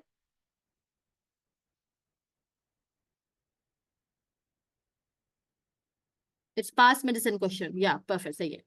ठीक है, हम चैट बॉक्स यही खुला रखते हैं ताकि हम साथ साथ चैट बॉक्स पे देखते रहेंगे, जो आप मुझे कहेंगे आई पिक दैट क्वेश्चन। ठीक है, so you have a 35-year-old female, उसको पैराक्सिस्मल एट्रियल फिब्रिलेशन है, सक्सेसफुली उसको ट्रीट किया है डीसी कार्डियोवर्जन 1 वीक को, 1 हफ्ते पहले इसको किया था। Now she is on warfarin, उसका एको हुआ, सब ठीक ठाक है। अब हमने वॉर्फरिन कितने अर्से के लिए देनी है? 3 months स्टॉप, 4 weeks इंडेफिनेटली, या 6 months। और ये आपने क्वेश्चन किया भी था कि अगर किसी का हमने कार्डियोवर्ट किया तो कार्डियोवर्शन की कितने अरसे बाद हमने उसको एंटीकोएगुलेट करना है, फिर दोबारा डिस्कस करेंगे। बिल्कुल बिल्कुल गाइस, 4 weeks हम लगा रहे हैं, देखते हैं कि सही है गलत है, क्योंकि यहाँ पे मेजोरिटी 4 weeks था, और आप लोग बिल्कुल ठीक है। एग्जैक्टली देखिए, अब आप इससे भी आप सोच रहे, देखिए सिर्फ 50% लोगों ने इसको गलत किया था। ठीक है, सो यस, ये आप लोगों ने बिल्कुल ठीक बताया, और हमने डिस्कस भी किया था कि अगर रिदम कंट्रोल करना है और मोर देन 48 वीक्स पे आया है, तो हमने उसको पहले 3 हफ्ते के लिए देना है एंटीकोएगुलेशन, फिर उसको बुलाना है, कार्डियोवर्ट करना है, और फिर दोबारा 4 हफ्ते के लिए उसको देना है, फिर बुला के हम उसको रीसेस करेंगे। और अगर ट्रिकी है तो हमने एमियोड्रोन भी देना है। अगर हमें लगता है ना कि कार्डियोजन होने के चांसेस कम है, फेलियर चांसेस ज्यादा है, तो उसको हमने एंटीकोएगुलेशन के साथ एमियोड्रोन भी दे देना है। ठीक है, now you have a 60-year-old man with history of diabetes, CKD भी है, प्रोस्टेट कैंसर भी है, बेकेल्टोमाइड, ये बेसिकली हार्मोनल थेरेपी गाइस, वो दे रहे हैं फॉर 6 months, और वो ईडी में आया है, 2 hour history of shortness of breath और हेमोप्टिसिस, एसओबी भी है, हेमोप्टिसिस भी है, और कैंसर हिस्ट्री भी है, ठीक है। ब्लड प्रेशर ठीक है, हार्ट रेट 110 है, रेस्पिरेटरी रेट इतना है, सांस भी ठीक है, एक्सरे वाज फाउंड बिल्कुल ठीक ठाक था, ईसीजी पे साइनस टैकिकार्डिया है और राइट बंडल ब्रांच ब्लॉक है। डायग्नोसिस क्या है गाइस सबसे पहले, before we move towards our treatment? क्या लग रहा है आपको? पी, बिल्कुल ठीक, जबरदस्त। तो अब नेक्स्ट करेंगे क्या? डी डाइमर देंगे, डॉपलर करेंगे, एको करेंगे, HRCT या VQ। अब इसके अंदर ये पता है वही बात होगी जो मैं आपसे कहा था कि इसके अंदर हम लोग पहले कैलकुलेट करेंगे उसका वेल स्कोर, ठीक है, हाई प्रोबेबिलिटी ना, साफ लग रहा है कि इसको टी ही होगा। हमने वेल स्कोर कैलकुलेट किया, वेल स्कोर कितना है हमारा, कैंसर हिस्ट्री भी है, हार्ट रेट भी ज्यादा है, इधर से प्रोबेबिलिटी मतलब 4 से तो ऊपर है डेफिनेटली, ठीक है। 4 से ऊपर हम लोग क्या करते हैं, CTPA करते हैं, ठीक है। हाँ बिल्कुल ठीक, पहुंच गया डॉक्टर उसका, जबरदस्त। अब यहाँ पे आपको CTPA नहीं मिल रहा क्योंकि उन्होंने चालाकी की है, CKD, एग्जैक्टली, परफेक्ट, ठीक है। कंट्रास्ट इंड्यूस नेफ्रोपैथी के चांसेस हैं, तो CTP की जगह हम लोग करेंगे वेंटिलेशन परफ्यूजन, एग्जैक्टली गाइस, ठीक है। HRCT तो वैसे भी हमने कोई लंग की इंटरस्टिशियल चीजें उसके लिए देखते हैं, एको का कोई रोल नहीं है, DVT की साइंस सिम्टम्स नहीं है। डी डायग्राम में कब करते थे, डी डायग्राम में तब करना था कि वेज मान लेस देन 4 होता या 4 होता, ठीक है। ये तो मोर देन 4 है, तो ये तो निकल गया ना, तो आप ये रैशनल भी होता है कि बाकी क्यों गलत है, तो एंड पे वापस ये बचता है। अगर CTPA भी होता तो भी हम वो ना पकड़ते हैं क्योंकि किडनी के मसाइल है, तो हम ये करेंगे, बिल्कुल ठीक, ठीक है, this is right, perfect perfect. 52-year-old woman, history of breast cancer, admitted with dyspnoea, cancer है, डिस्निया, ठीक है। Respiratory rate 42, sats 87, pulmonary embolism is suspected, she is transferred to high dependency unit after being treated with oxygen and redoxapril. Which of the following should be the strongest indication of thrombolysis? Thrombolysis हम कब करते हैं, extensive deep Venus thrombosis हो, hypotension, patient की choice, hypoxia despite giving oxygen, या ECG shows right ventricle state. Exactly. Even though कि बाकी सभी मसले मसाइल की बातें हैं, यस उसका ऑक्सीजन ठीक नहीं हो रहा, उसके हार्ट पे स्ट्रेन पड़ रहा है, लेकिन MRCP के लिए बस आपने एक बात देखनी है, हाइपरटेंशन, बाकी सब छोड़ दें। वेंटिकुलर स्ट्रेन पड़ रहा है, ECG पे नजर आ रहा है, एको पे नजर आ रहा है, ऑक्सीजन जा रही है, सैट नीचे जा रहे हैं, सब हो रहा है, पर थ्रोम्बोलिसिस के लिए आपने बस याद रखना कि हाइपरटेंशन, बिल्कुल ठीक। इसमें एक भी ए भी था, नहीं नहीं ये नहीं, एक्सटेंसिव DVT नहीं, ठीक है। जहां की भी थ्रोम्बोलिसिस की बात होगी ना PE में, दैट इज हाइपोटेंशन, बस एक ही बात याद रखनी है आपने एग्जाम के पॉइंट ऑफ व्यू से, ठीक है। अभी हम एग्जाम, क्योंकि हम MCQs पे आ गए, हम थोड़ा सा क्लिनिक्स को साइड पे कर रहे हैं, क्योंकि एग्जाम में ना कभी कभी क्लिनिकल नॉलेज थोड़ा साइड पे करना पड़ता है और कुछ हाथ से रट्टे लगाने पड़ते हैं for the exam. So remember, PE thrombolysis only indication hypotension, ठीक। तो 74-year-old man admitted with chest pain, अच्छा ये तो टॉप हॉस्पिटल, इसको छोड़ दें, हमने भी किया नहीं। 74-year-old gentleman referred by GP, 1 day की history of shortage of breath है, ड्राई कफ है 1 हफ्ते से,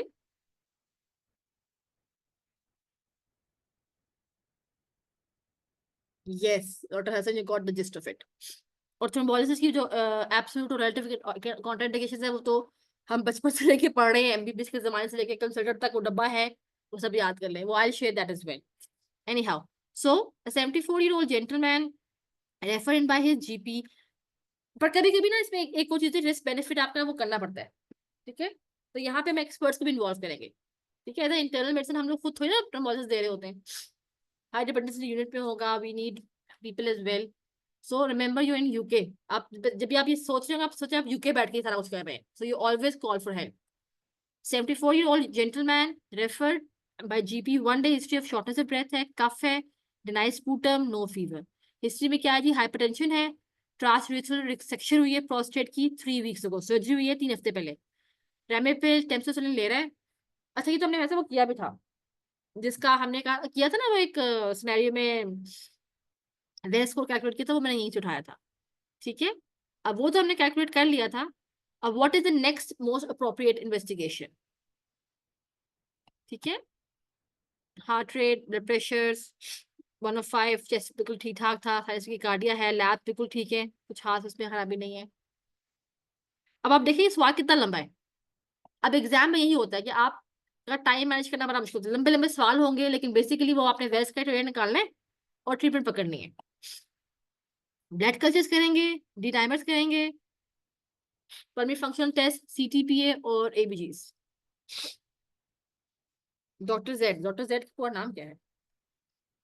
एग्जैक्टली, ठीक है, डॉक्टर आबिद, इसका बिल्कुल ठीक हो गया, ठीक है। तो now you have a very clear idea कि वेल्स को हमने करना कैसे है, कैलकुलेट कैसे करना है, उस पर जो हमारा आंसर आएगा वेल्स को, उसके लिए इन्वेस्टिगेशन कौन सी होगी, ठीक है। यही उन्होंने एमआरसीपी वालों ने आपसे घुमा घुमा के पूछना है। 45-year-old man admitted with PE, no past history, medical history नहीं है कोई भी, ब्लड प्रेशर अच्छा है, पल्स अच्छी है, chest X-ray normal, following treatment with low molecular heparin, what is the most appropriate initial lung imaging investigation to perform? And CTPA, pulmonary angiography, echo, MRI सीधा, ventilation perfusion और CTPA.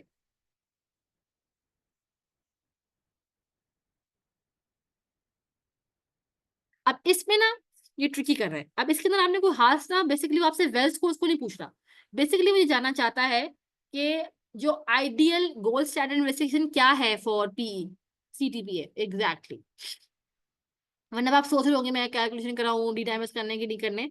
तो basically trick भी आपने समझना है कि अभी वो आपसे ये नहीं पूछा कि क्या कैलकुलेशन है वैसे, वो बस ये जानना चाह रहा है कि do you know the most appropriate investigation या gold standard investigation for PE, that is CTPA, ठीक है। Middle age women admitted in ED, pleuritic chest pain है 10 days आफ्टर स्टेक्टमी, ठीक है। देयर इज क्लिनिकल सस्पेशन है pulmonary embolism की। What is the most common X-ray finding in patients with embolism? Embolism में सबसे common X-ray finding क्या है? Right heart enlargement, normal perfusion, atelectasis, dilatation of the pulmonary vessel proximal to the embolism. Exactly, doctor इसका we have already discussed this absolutely, ठीक है। सबसे common क्या होता है? Normal. Yes, this all can happen, but what they asked was the common finding. So आपका जो ये आखिरी स्टेम होता है ना, ये वाला, ये बहुत इंपॉर्टेंट है। सारा आपकी कहानी ना इस पे डिपेंड करिए, ठीक है। वो आपसे पूछ क्या रहे हैं। A 68-year-old man presents with a 4-day history of palpitation की है, increased breathlessness on exertion, ठीक है, 4 दिन की है। ECG पे आपको atrial fibrillation मिला 118 beats per minute. Past medical history includes brittle asthma, hypertension, congestive heart failure और echo पे भी आपका EF 32% है। What is the most appropriate? अब वो आपसे बेसिकली रेट कंट्रोल पूछ रहा है। अब हमने याद पढ़ा था कि रेट कंट्रोल के अंदर हमें 3 बातें पढ़नी है, या तो हम बीटा ब्लॉकर देते हैं, या rate limiting calcium channel blocker देते हैं, और तीसरा क्या था? Digoxin. Amiodarone doctor Hasan is for rhythm control, rhythm amiodarone flecainide rhythm. उसने आपसे पूछा कि यहाँ पे हार्ट रेट कंट्रोल करना है, ठीक है।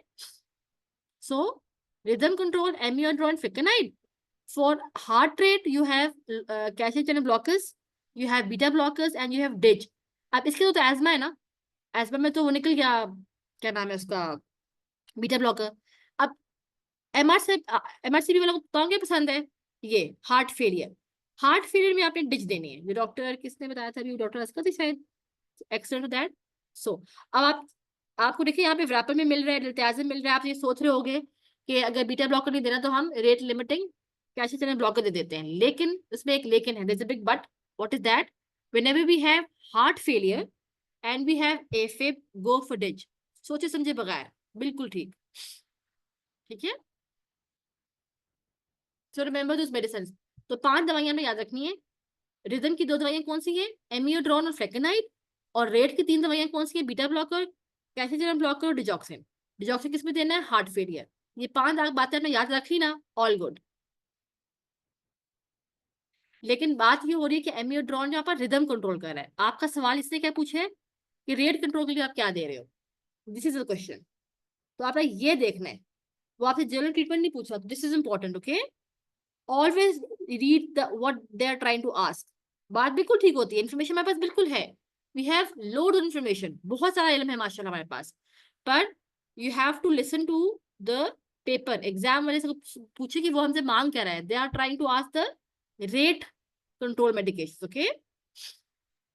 अब 75-year-old वुमन है, is brought to the ED by her family, SOB है फॉर द लास्ट 6 वीक से, एनर्जी जिसकी कम है, ईसीजी की है, उस पर फिब्रिलेशन है 114 का, ब्लड प्रेशर भी ठीक है, एक्सरे भी ठीक है, what is appropriate sorry appropriate drug to control the heart rate. Again वो आपसे हार्ट रेट पूछ रहे हैं, ठीक है, रिदम नहीं पूछ रहे, हार्ट रेट पूछ रहे हैं, क्या देंगे?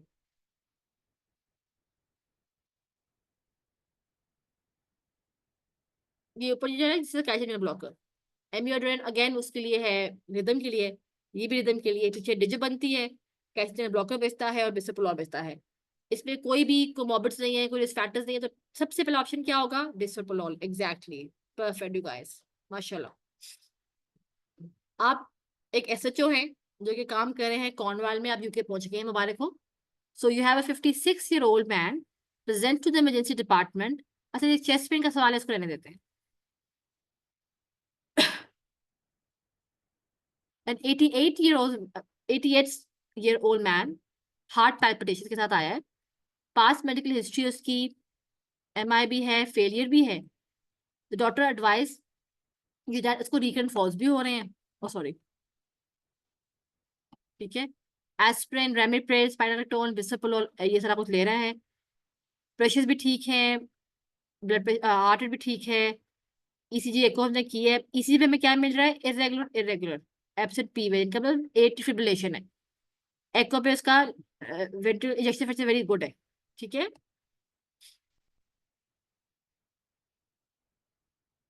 सही, तो ये एटी फिब्रिलेशन का सिनेरियो है, वो आपने पिक कर लिया है।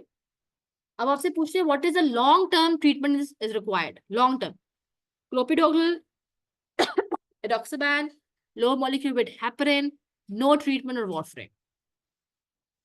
बेसिकली वो क्या जानना चाह रहे हैं कि आपका क्या इसका आप चैट वैक्स कैलकुलेट कर सकते हैं कि नहीं। अगर हम इसका चैट वैक्स करें कैलकुलेट तो कितना बनेगा?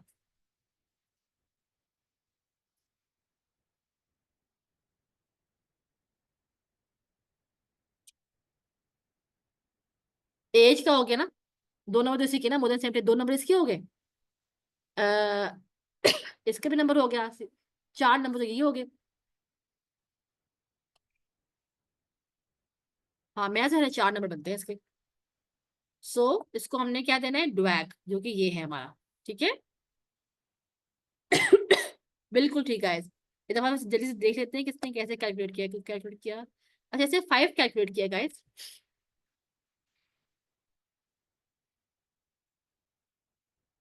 आई डोंट नो 5 कैसे किया, कैन एनीवन कमेंट? मेरा तो 4 बना था वैसे। 2 नंबर एज के हो गए, कंजेस्टिव हार्ट फेलियर भी है, मायोकार्डियल फास्टिंग हिस्ट्री भी आ गई,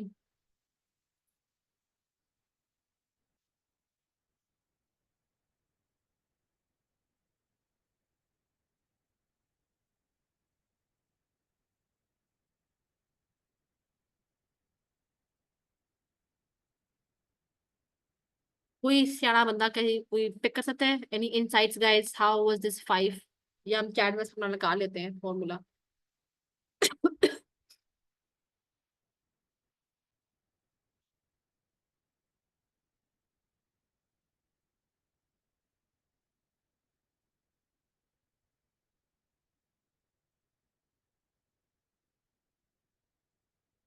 हाइपरटेंशन, अच्छा अच्छा अच्छा, हाँ हाइपरटेंशन मैंने मिस कर दिया फिर।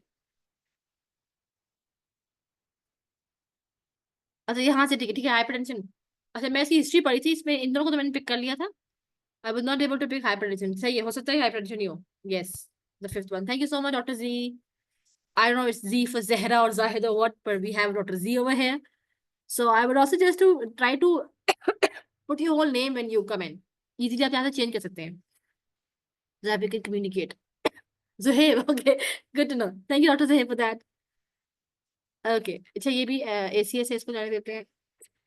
62-year-old man है, reviewed 2 hours after a successful elective DC cardioversion atrial fibrillation की आपने cardioversion कर दी. 6 weeks ago ही 6 हफ्ते पहले इसको हुआ था fast AFib. अब आप इसको DC cardioversion कर दिया. A decision was made at the time to warfarin. उसको warfarin हमने start की थी for 6 weeks, after which he was cardioverted. ठीक हो गया. During this time he had normal echo, उसका अच्छा था, past history नहीं है, उसको सिर्फ बेसल कार्सिनोमा के लिए ट्रीटमेंट हुआ था. What is the appropriate plan? अब हम इसको बंद कर दें, continue warfarin for 1 week, then we review, life long aspirin, continue warfarin for 4 weeks, then review.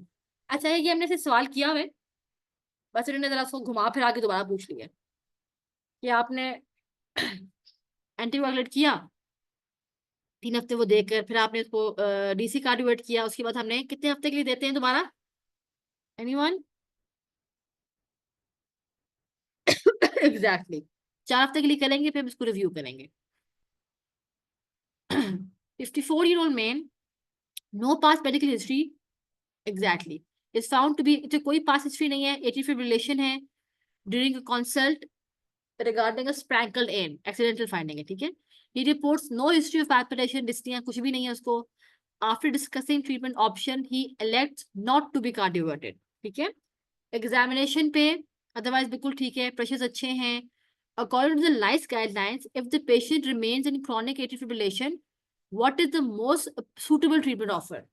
कुछ भी नहीं देना है इसको. Warfarin, dabigatran, aspirin, dual anti क्या नाम है, anti-platelets और aspirin.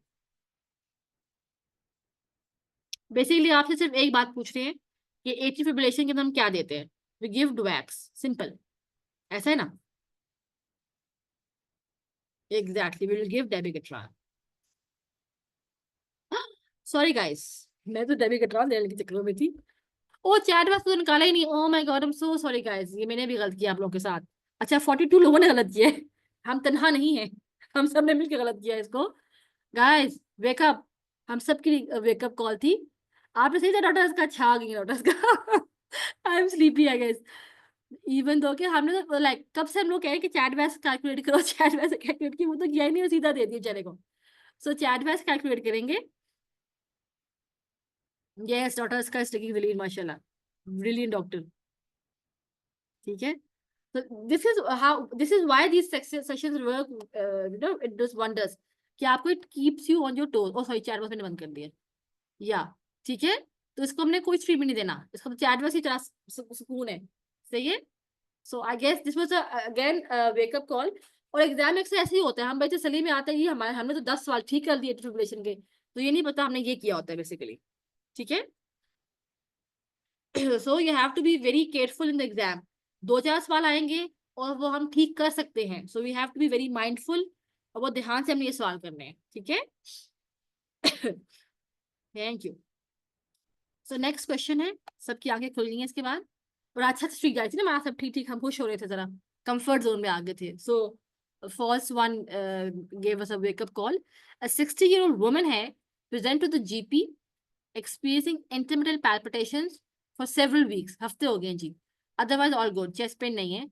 She has hypertension, effectively managed with anti-hypertensive medications.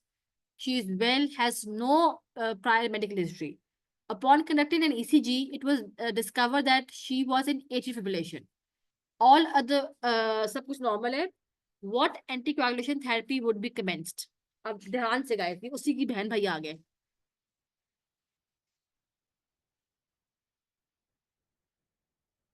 Aspirin, dual, dabigatran, warfarin, no. इसका चार्जेस कितना है?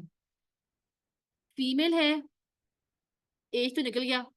एक फीमेल का नंबर 1 जेंडर का याद है, एक होता था हाइपरटेंशन, 2 नंबर तो हो गए इसके. यस इसके 2 नंबर हैं. मैं तो हाल इसको हम देंगे. कोई और ऑप्शन है? ई के अलावा किसी और ने कुछ बताया? ई के अलावा किसी ने कुछ बताया भी नहीं, लेकिन मेरा ख्याल है कि इसमें हमारा चैट बॉक्स 2 डॉक्टर्स का नजर लग गई आपको, दस्ती. ठीक है, तो इसका चैट बॉक्स 2 है. So this patient will have DWAG. ठीक है? So we have a 48-year-old gentleman that presents with 3-day history of palpitation. Background में we have recurrent atrial fibrillation with previous failed cardioversion attempt. ठीक है? But has successful electric cardioversion 8 months previously. And ECG confirmed that he is in atrial fibrillation. ये इसका rate है. He currently takes bisoprolol and abexibam. The cardiology consult reviews and has planned electric cardioversion for 4 हफ्ते इसका हम plan करेंगे. Until हम इसको कार्डियोवर्ट करना है, which of the following should be given in addition to the current medication? DIG, amiodarone, flecainide, procainamide, verapamil. अच्छा ये वही scenario guys कि लेट आया, exactly आप लोग ऑलरेडी पहुंचे, मुझे एक्सप्लेन करने की जरूरत नहीं पड़ी.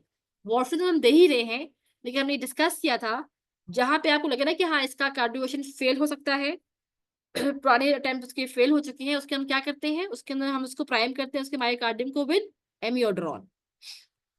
बिल्कुल ठीक. ठीक है? ट्रिकी था, मतलब ऑलमोस्ट 50 लोगों ने गलत किया, 50% लोगों ने. देखें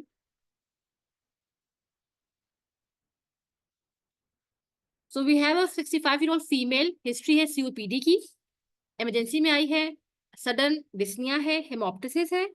what is the most suitable initial imaging investigation to exclude primary embolism? ठीक है? अगेन इसमें कोई आपने स्कोरिंग नहीं करनी, बस वो आपसे ये जानना चाह रहे हैं जो कि उन्होंने बार बार आपसे पूछा है कि पी की बेस्ट इन्वेस्टिगेशन क्या है.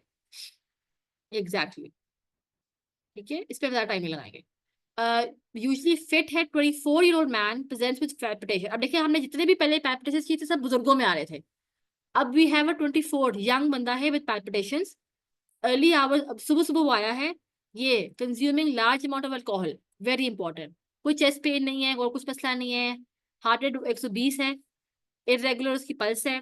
एग्जैक्टली हॉलिडे हार्ट सिंड्रोम आप पहुंच गए हैं. ठीक है? एट्रियल फिब्रिलेशन में मिल गई है. अब वो पूछ रहे हैं अप्रोप्रिएट ट्रीटमेंट क्या है. बिसोप्रोल, IV मिट्रोपोल, फ्लेकेनाइड, इलेक्ट्रिक कार्डियोवर्जन और IV फ्लूइड्स, क्या देंगे इसके अंदर? अब ये थोड़ा ट्रिकी क्वेश्चन है. ठीक है? लेकिन गाइस इस पे ना ये थोड़ा ट्रिक किया इन्होंने, और इसके अंदर मैं थोड़ा अग्री नहीं करती इस सवाल के साथ. हमने अपना कॉन्सेप्ट क्लियर करना है. कॉन्सेप्ट क्या है कि हॉलिडे हार्ट सिंड्रोम है, हमने कुछ भी नहीं देना. ना हमने इसको बीटा ब्लॉकर देना है, ना मुंह से देना है, ना IV से देना है, ना फ्लेकेनाइड, ना cardioversion. Basically it's no treatment. इसमें जो दिया है IV फ्लूइड्स, बेसिकली ये इसका आंसर है. पर आप लोगों ने परेशान नहीं होना, आप लोग बिल्कुल ठीक जा रहे हैं. ये हम तब देते हैं अगर असल में ना वो अल्कोहल बिंजिंग की हालत से सोच रहे हैं ना कि that patient can be dehydrated. Otherwise तो डिहाइड्रेशन तो हम लोग और भी ठीक कर सकते हैं, मुंह के जरिए भी तो ठीक कर सकते हैं ना. वॉमिटिंग भी नहीं है कि हम बोले. सही है? तो बेसिक जिसका कॉन्सेप्ट इसलिए आपको नजर आ रहा है परसेंटेज में लोग एग्री भी नहीं कर रहे. तो मुझे भी ये सवाल पसंद नहीं आया था. पर द कॉन्सेप्ट आपने पकड़ना है. कॉन्सेप्ट क्या है कि हॉलिडे हार्ट सिंड्रोम में आपने दवाई नहीं देनी, कोई बीटा ब्लॉकर, कोई कैल्शियम चैनल ब्लॉकर, कोई कार्डियोवर्जन, कोई फ्लेकेनाइड, कुछ भी नहीं देना. अल्कोहल खत्म होगा, बस ये थोड़ा सा हिदायत जरूर देनी है, अल्लाह खैर करे. पाकिस्तान में तो हम दे सकते हैं, लेकिन यूके में we can not be judgmental, so we have to be very non judgmental. Pakistan में गिव सम हिदायत, over there you give advice and you send them home. No treatment. ये जो फ्लूइड्स की बात कर रहे थे ना, वो बेसिकली यही था कि थोड़ा सा सपोर्टिव ट्रीटमेंट. ठीक है? बेंज अल्कोहल है, डिहाइड्रेशन हो सकती है, पर again remember the concept, no AFib medication. ठीक है? तो 17-year-old man came to the ED. Again alcohol intoxication है, और ये देखिए यंग में कॉमन होगा. 17 एग्जामिनेशन में टैकीकार्डिक 140, एट्रियल फिब्रिलेशन है. The following morning it is note, अब बाकी सुबह साइनस पे था, ठीक ठाक हो गया. क्या करेंगे? सोटोलॉल, एस्पिरिन, वॉर्फरिन, एब्लेशन करा दी, अल्लाह खैर. एमियोडोन, एस्पिरिन, डिस्चार्ज. बिल्कुल ठीक है, इसको आपने घर भिजवा देना. बिल्कुल ठीक. सही है? So now you have a very clear idea कि आपके एग्जाम में एट्रियल फिब्रिलेशन कैसे आएगा, किस तरह वो घुमा घुमा के आपसे सवाल पूछ रहे हैं. ठीक है? ये हमने ऑलरेडी कर लिया है. 26-year-old woman present to the ED, sudden onset of pulmonary chest pain, worse on inspiration, SOBB है, कोई पास हिस्ट्री नहीं है, और examination she is dyspneic, D dimer is positive, CT पे भी आपको एंजियोग्राम मिल गया, सॉरी आपने किया, आपको PE मिल गया. No clear cause that could have provoked, मतलब ये अनप्रोवोक्ड PE है. तो अब एंटीकोगुलेशन कितने ऐसे लिख दें? कितनी लंबी कहानी थी, पूछना क्या था? प्रोवोक्ड अनप्रोवोक्ड वाली बात। Unprovoked exactly you give 6 months. Perfect. No, Dr. Dhani. So 3 months is for provoked. यहाँ पे से क्लियरली कह दिया there is no clear sign, उनको नहीं मिल रहा कि ये किसने प्रोवोक किया है, ठीक है? तो इसके अंदर 6 months। अगर हमें ये मिल जाता कोई प्रोवोक के, हाँ जी कोई पिल ले रही है, ओसीपी, हार्मोनल थेरेपी, कोई सर्जरी, इमोबिलाइजेशन, कुछ भी ऐसा, तो उसमें yes it will B 3 months, ठीक है? 55-year-old man presents with 2 hours history palpitation की, नो हिस्ट्री, बाकी कुछ भी नहीं है, बाकी वेल है। इस पे आपको फास्ट एफib मिल रहा है, 140 है, उसको फेयर है सेडेशन का, तो रिक्वेस्ट करता है फार्माकोलॉजिकल कार्डियोवर्जन। तो हम उसको क्या देंगे? अब हम इससे रिदम कंट्रोल की बात पूछ रहे हैं, ठीक है? एटेनोल, प्रोकेनामाइड, टेकेनाइड, बाइसोपायरामाइड और digoxin. Yes, so sinus rhythm, we already know sinus rhythm में 2 बातें आती है, फ्लेकेनाइड और एमियोड्रोन। फ्लेकेनाइड हमने वहां देने जहाँ पे स्ट्रक्चरल हार्ट डिजीज नहीं है, और एमियोड्रोन वहां देने जहाँ पे स्ट्रक्चरल हार्ट डिजीज है। इसमें किसी चीज का मेंशन नहीं है, तो हम इसको फ्लेकेनाइड देंगे। बिल्कुल ठीक।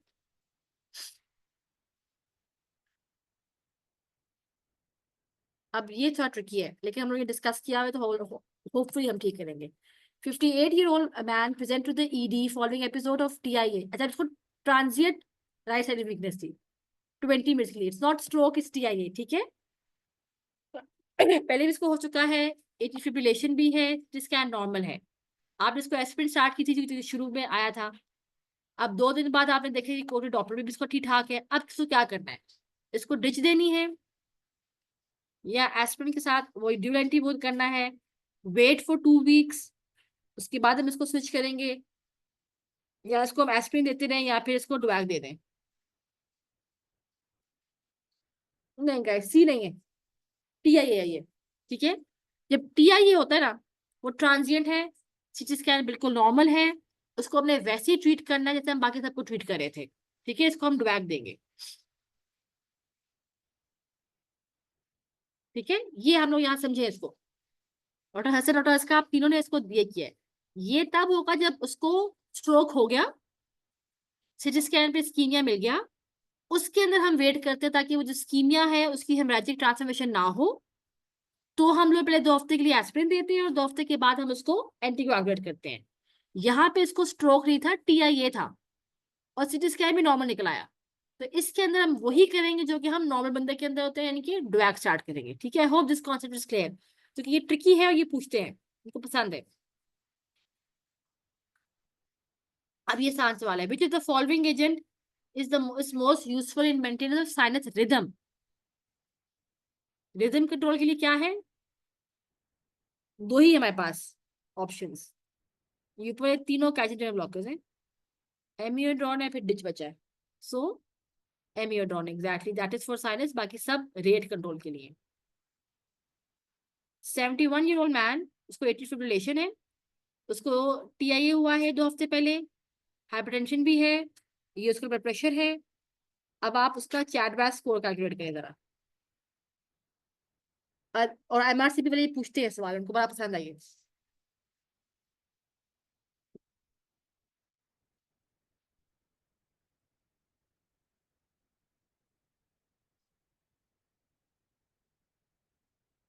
चैडबैक में आपको याद होगा 2 चीजें थी, इसके 2 नंबर थे। एक वो था जिसका एज 75 से ज्यादा, उसके भी 2 नंबर थे, और जिसको स्ट्रोक था उसके भी 2 नंबर थे, ठीक है? इसमें एज 65 से 74 के बीच में 1 नंबर आ गया। इसमें इसका तो 1 नंबर है, 71 का 1 नंबर है। अगर मोर देन 75 होता तो 2 नंबर होते हैं, ठीक है? एक हाइपरटेंशन का नंबर हो गया, टीआईए इसके 2 नंबर है, ठीक है? जहां भी स्ट्रोक टीआईए होगा उसके 2 नंबर है, टोटल हो गया 4। इसमें हाँ, एज, हाइपरटेंशन और स्ट्रोक है यहाँ, ठीक? Is it clear doctor Z? Doctor जेब थे ना, सॉरी डॉक्टर जेब, क्लियर? 5 क्यों है, 4 हुआ ना। स्ट्रोक के 2 नंबर बिल्कुल ठीक, हाइपरटेंशन का 1 नंबर, और इस एज का 1 नंबर है। वो अगर 75 से ऊपर होता तो अब उसके 2 नंबर होते ना, ठीक है? Perfect, perfect. Now you got your concept very clear. Excellent. Okay, this is a very important question. और ये तो clinically बहुत important है. अगर आप लोग ऐसी जगह पे हैं जहाँ पे आप लोग ये चीजें डील करते हैं, तो you should be very careful in this question. So, a 58-year-old woman with paroxysmal atrial fibrillation admitted in cardiology ward with palpitation. Diagnosis था उसका atrial fibrillation was made 6 months ago. उसको apixaban दी, सारा कुछ हो गया. अब उसको आई सॉरी, अब कंसल्टेंट ने प्लान किया है डायरेक्ट करंट कार्डियोवर्जन. अब हमने इसको कार्डियोवर्जन करनी है. ठीक है, हमें पता है कि हम सिंक्रोनाइज कार्डियोवर्जन करते हैं. So during which part of the electrical cardio ECG tracing should a direct current be delivered? Basically मुझे पूछना चाहिए कि कहाँ पे हमने सिंक करना होता है, किस वेव के ऊपर. Is it P wave, PR, R, T और अनसिंक्रोनाइज निकल गया ना, हम तो सिंक्रोनाइज करते हैं इसके अंदर.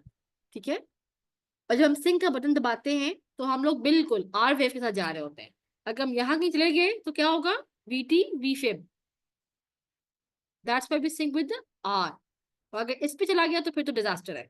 यस, फिर तबाही है. बिल्कुल ठीक. So we have a 66 sorry 66-year-old lady है, ED में आएगी. विद 5 मिनट्स की हिस्ट्री है, 5 मिनट की हिस्ट्री है सिर्फ. राइट अपर लिम्ब वीकनेस जो कि ठीक भी हो गया, मतलब TIA था. ठीक है, 5 हिस्ट्री इसकी हाइपरटेंशन की है, स्क्लेरोटिनम ले रही है, डायबिटीज नहीं है, स्मोकर है. बाकी इरेगुलर हार्ट है, मतलब ECG पे हमें मिल गया कि एफिब है, CT पे कुछ भी नहीं मिला, सब ठीक ठाक है. She is otherwise well. अब ये वही सवाल है जो हमने पहले पूछा है. Refer to anticoagulation clinic, start aspirin, TI clinic, anticoagulation या psychiatry. Psychiatry actually we have functional patient as well ना. तो ये बेसिकली हमसे पूछ रहे हैं कि वही बात कि TIA हुआ, अब हमने क्या करना है, उसको हमने एंटीकोagulation देनी है. Excellent guys.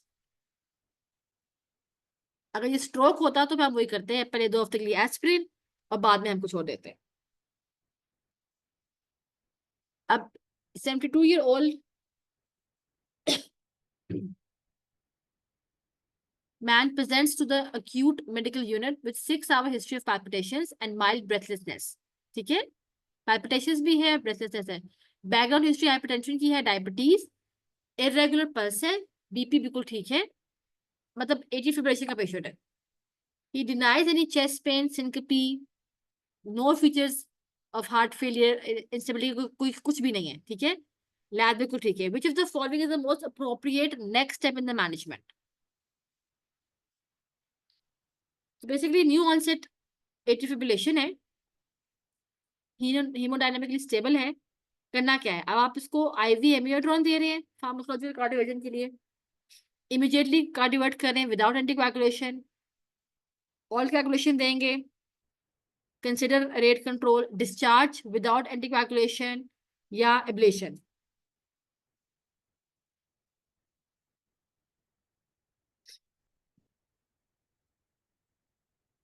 A, D and C. अच्छा ये ट्रिकी है, इसमें काफी सारे सवाल आ गए.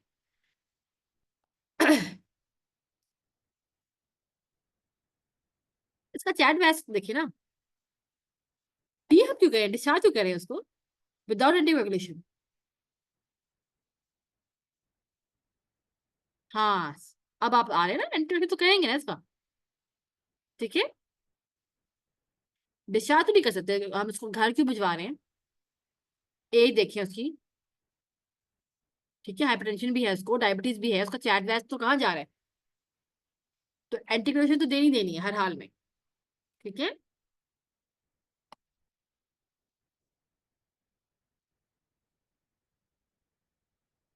सही.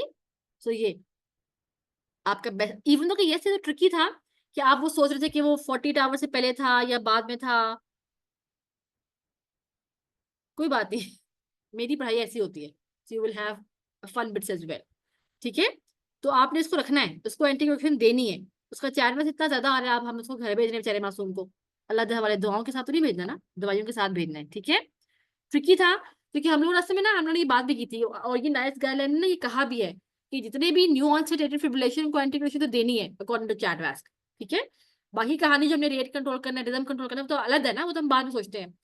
एंटीकोगुलेशन पहले है, ठीक है, उसके बाद हम सोचेंगे कि रेट कंट्रोल करना है नहीं करना या क्या नहीं करना, ठीक है।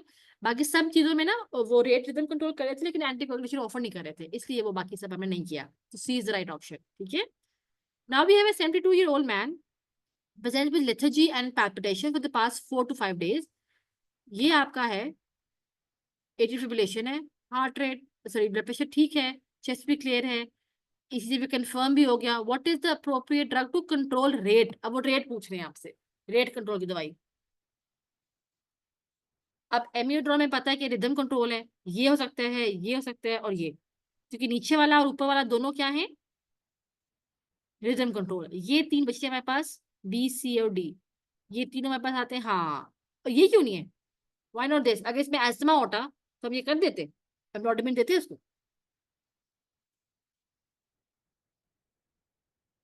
चालाकी है इसके तो थोड़ी थोड़ी चालाकी इसमें ये है। हाँ, ये रेट लिमिटिंग नहीं है। हाँ, फिर अपन में एजम वाला होते ना तो फिर आप दूर देते थे, ठीक है। नहीं नहीं, एजमा में हम दे सकते हैं, एम्ब्रोडमेंट नहीं, नहीं एम्ब्रोडमेंट की ट्रिकी बात ये थी कि हमने कैल्शियम चैनल ब्लॉकर वो देना जो रेट लिमिटिंग है। Amlodipine is not rate limiting. Rate limiting कौन से है? वो विरापामिल जिल्तियाज़म वाले। तो ये चालाकी है इसके अंदर। इवन तो कि इसका आंसर तो ये है, सबसे पहला तो हमारा बीटा ब्लॉकर ही है, ठीक है। पहला ऑप्शन इज बीटा ब्लॉकर, इसमें कोई कॉन्ट्राइंडिकेशन नहीं है। मैं वैसे आपको ट्रिक करी थी कि अगर तो इसके अंदर एस्मा होता तो भी आप ये ना पिक करते, फिर आप, और वो आपको देते भी ना क्योंकि आरसीबी वाले भी जरा सेंसिबल लोग हैं, अल्लाह माफ करे, वो आपको सेंसिबल चीजें देते हैं। तो basically I am trying to make you familiarise कि आपने रेट लिमिटिंग वाले बीटा सॉरी कैल्शियम ब्लॉकर पकड़ना है, ठीक है।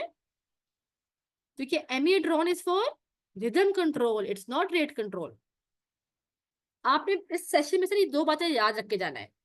रिदम कंट्रोल की दो दवाइयां हैं, रिदम रिदम, ठीक है। रिदम में एमियोडोन फ्लेकेनाइड है, और रेट कंट्रोल में कौन कौन है? Beta blocker, calcium channel blocker और डिज।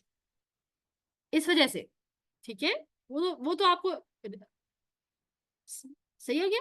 और यहाँ से साफ साफ पूछा है कि आपका रेट कंट्रोल हमने करना है, तो ये इस पे आपने बहुत ध्यान देना, ठीक है। और ये ठीक भी है।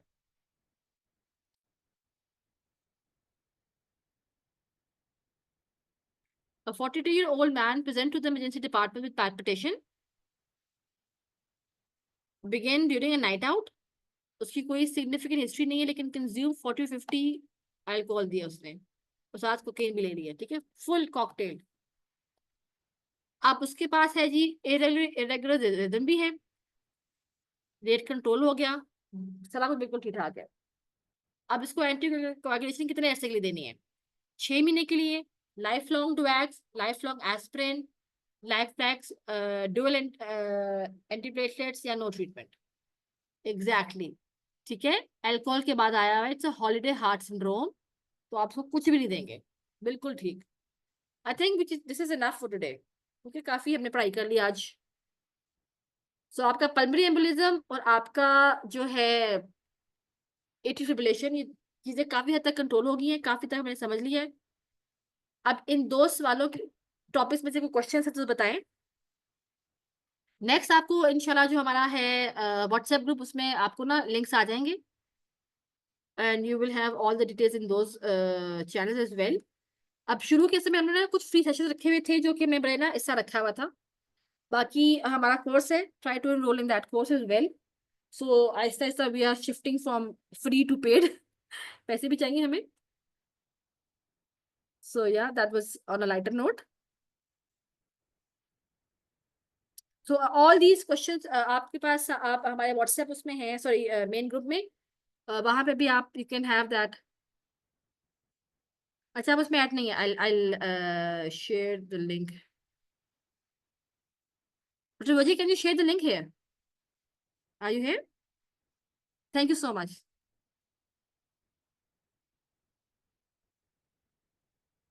ठीक है, वो वाटरशेड वाला और एक हैम्पटन फाइन, ये दो बातें आप मुझसे पूछी थी, वो इंशाल्लाह मैं देख कर आपको बता दूंगी ऑन द ग्रुप।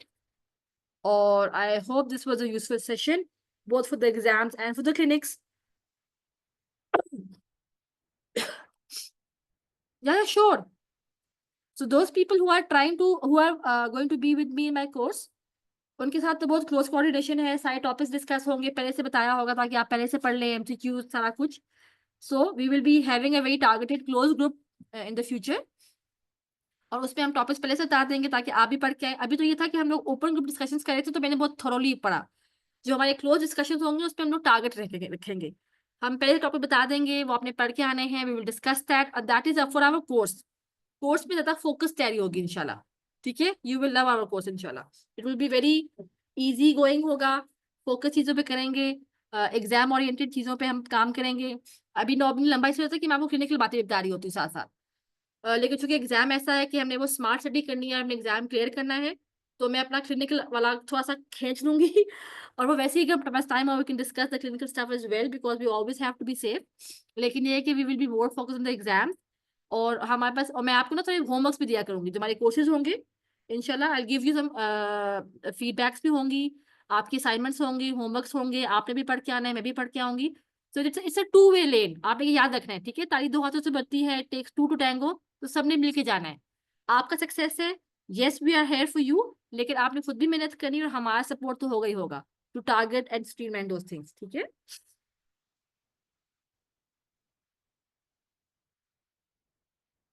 हाँ जी, एग्जैक्टली, वो मिसकंसेप्शन ऐसी डिस्कशन से ठीक हो जाती हैं. और लिंक का व्हाट्सएप ग्रुप अभी हमारे डॉक्टर वजी आपके साथ इधर ही शेयर कर देते हैं. Otherwise just give me a second, मैं देखती हूँ अगर मैं यहाँ पे शेयर कर सकूँ. आप लोग भी धीरे धीरे रहिएगा इधर, मैं आपको ना व्हाट्सएप शेयर कर देती हूँ. और ये फिर यू कैन, अगर आप लोग अपने चैट बॉक्स में ना व्हाट्सएप नंबर डाल दें, तो we can add you as well. दूसरा हम ऑप्शन ये भी कर सकते हैं, क्योंकि मुझे लिंक मिल नहीं रहा, मेरे लैपटॉप पे वो खुल नहीं रहा. Let's do that. काइंडली जिनके पास व्हाट्सएप का लिंक नहीं है, वो यहीं पे ना अपना व्हाट्सएप का नंबर डाल दें, तो आई शेयर यू. मैं अभी कॉपी पेस्ट कर लेती हूँ.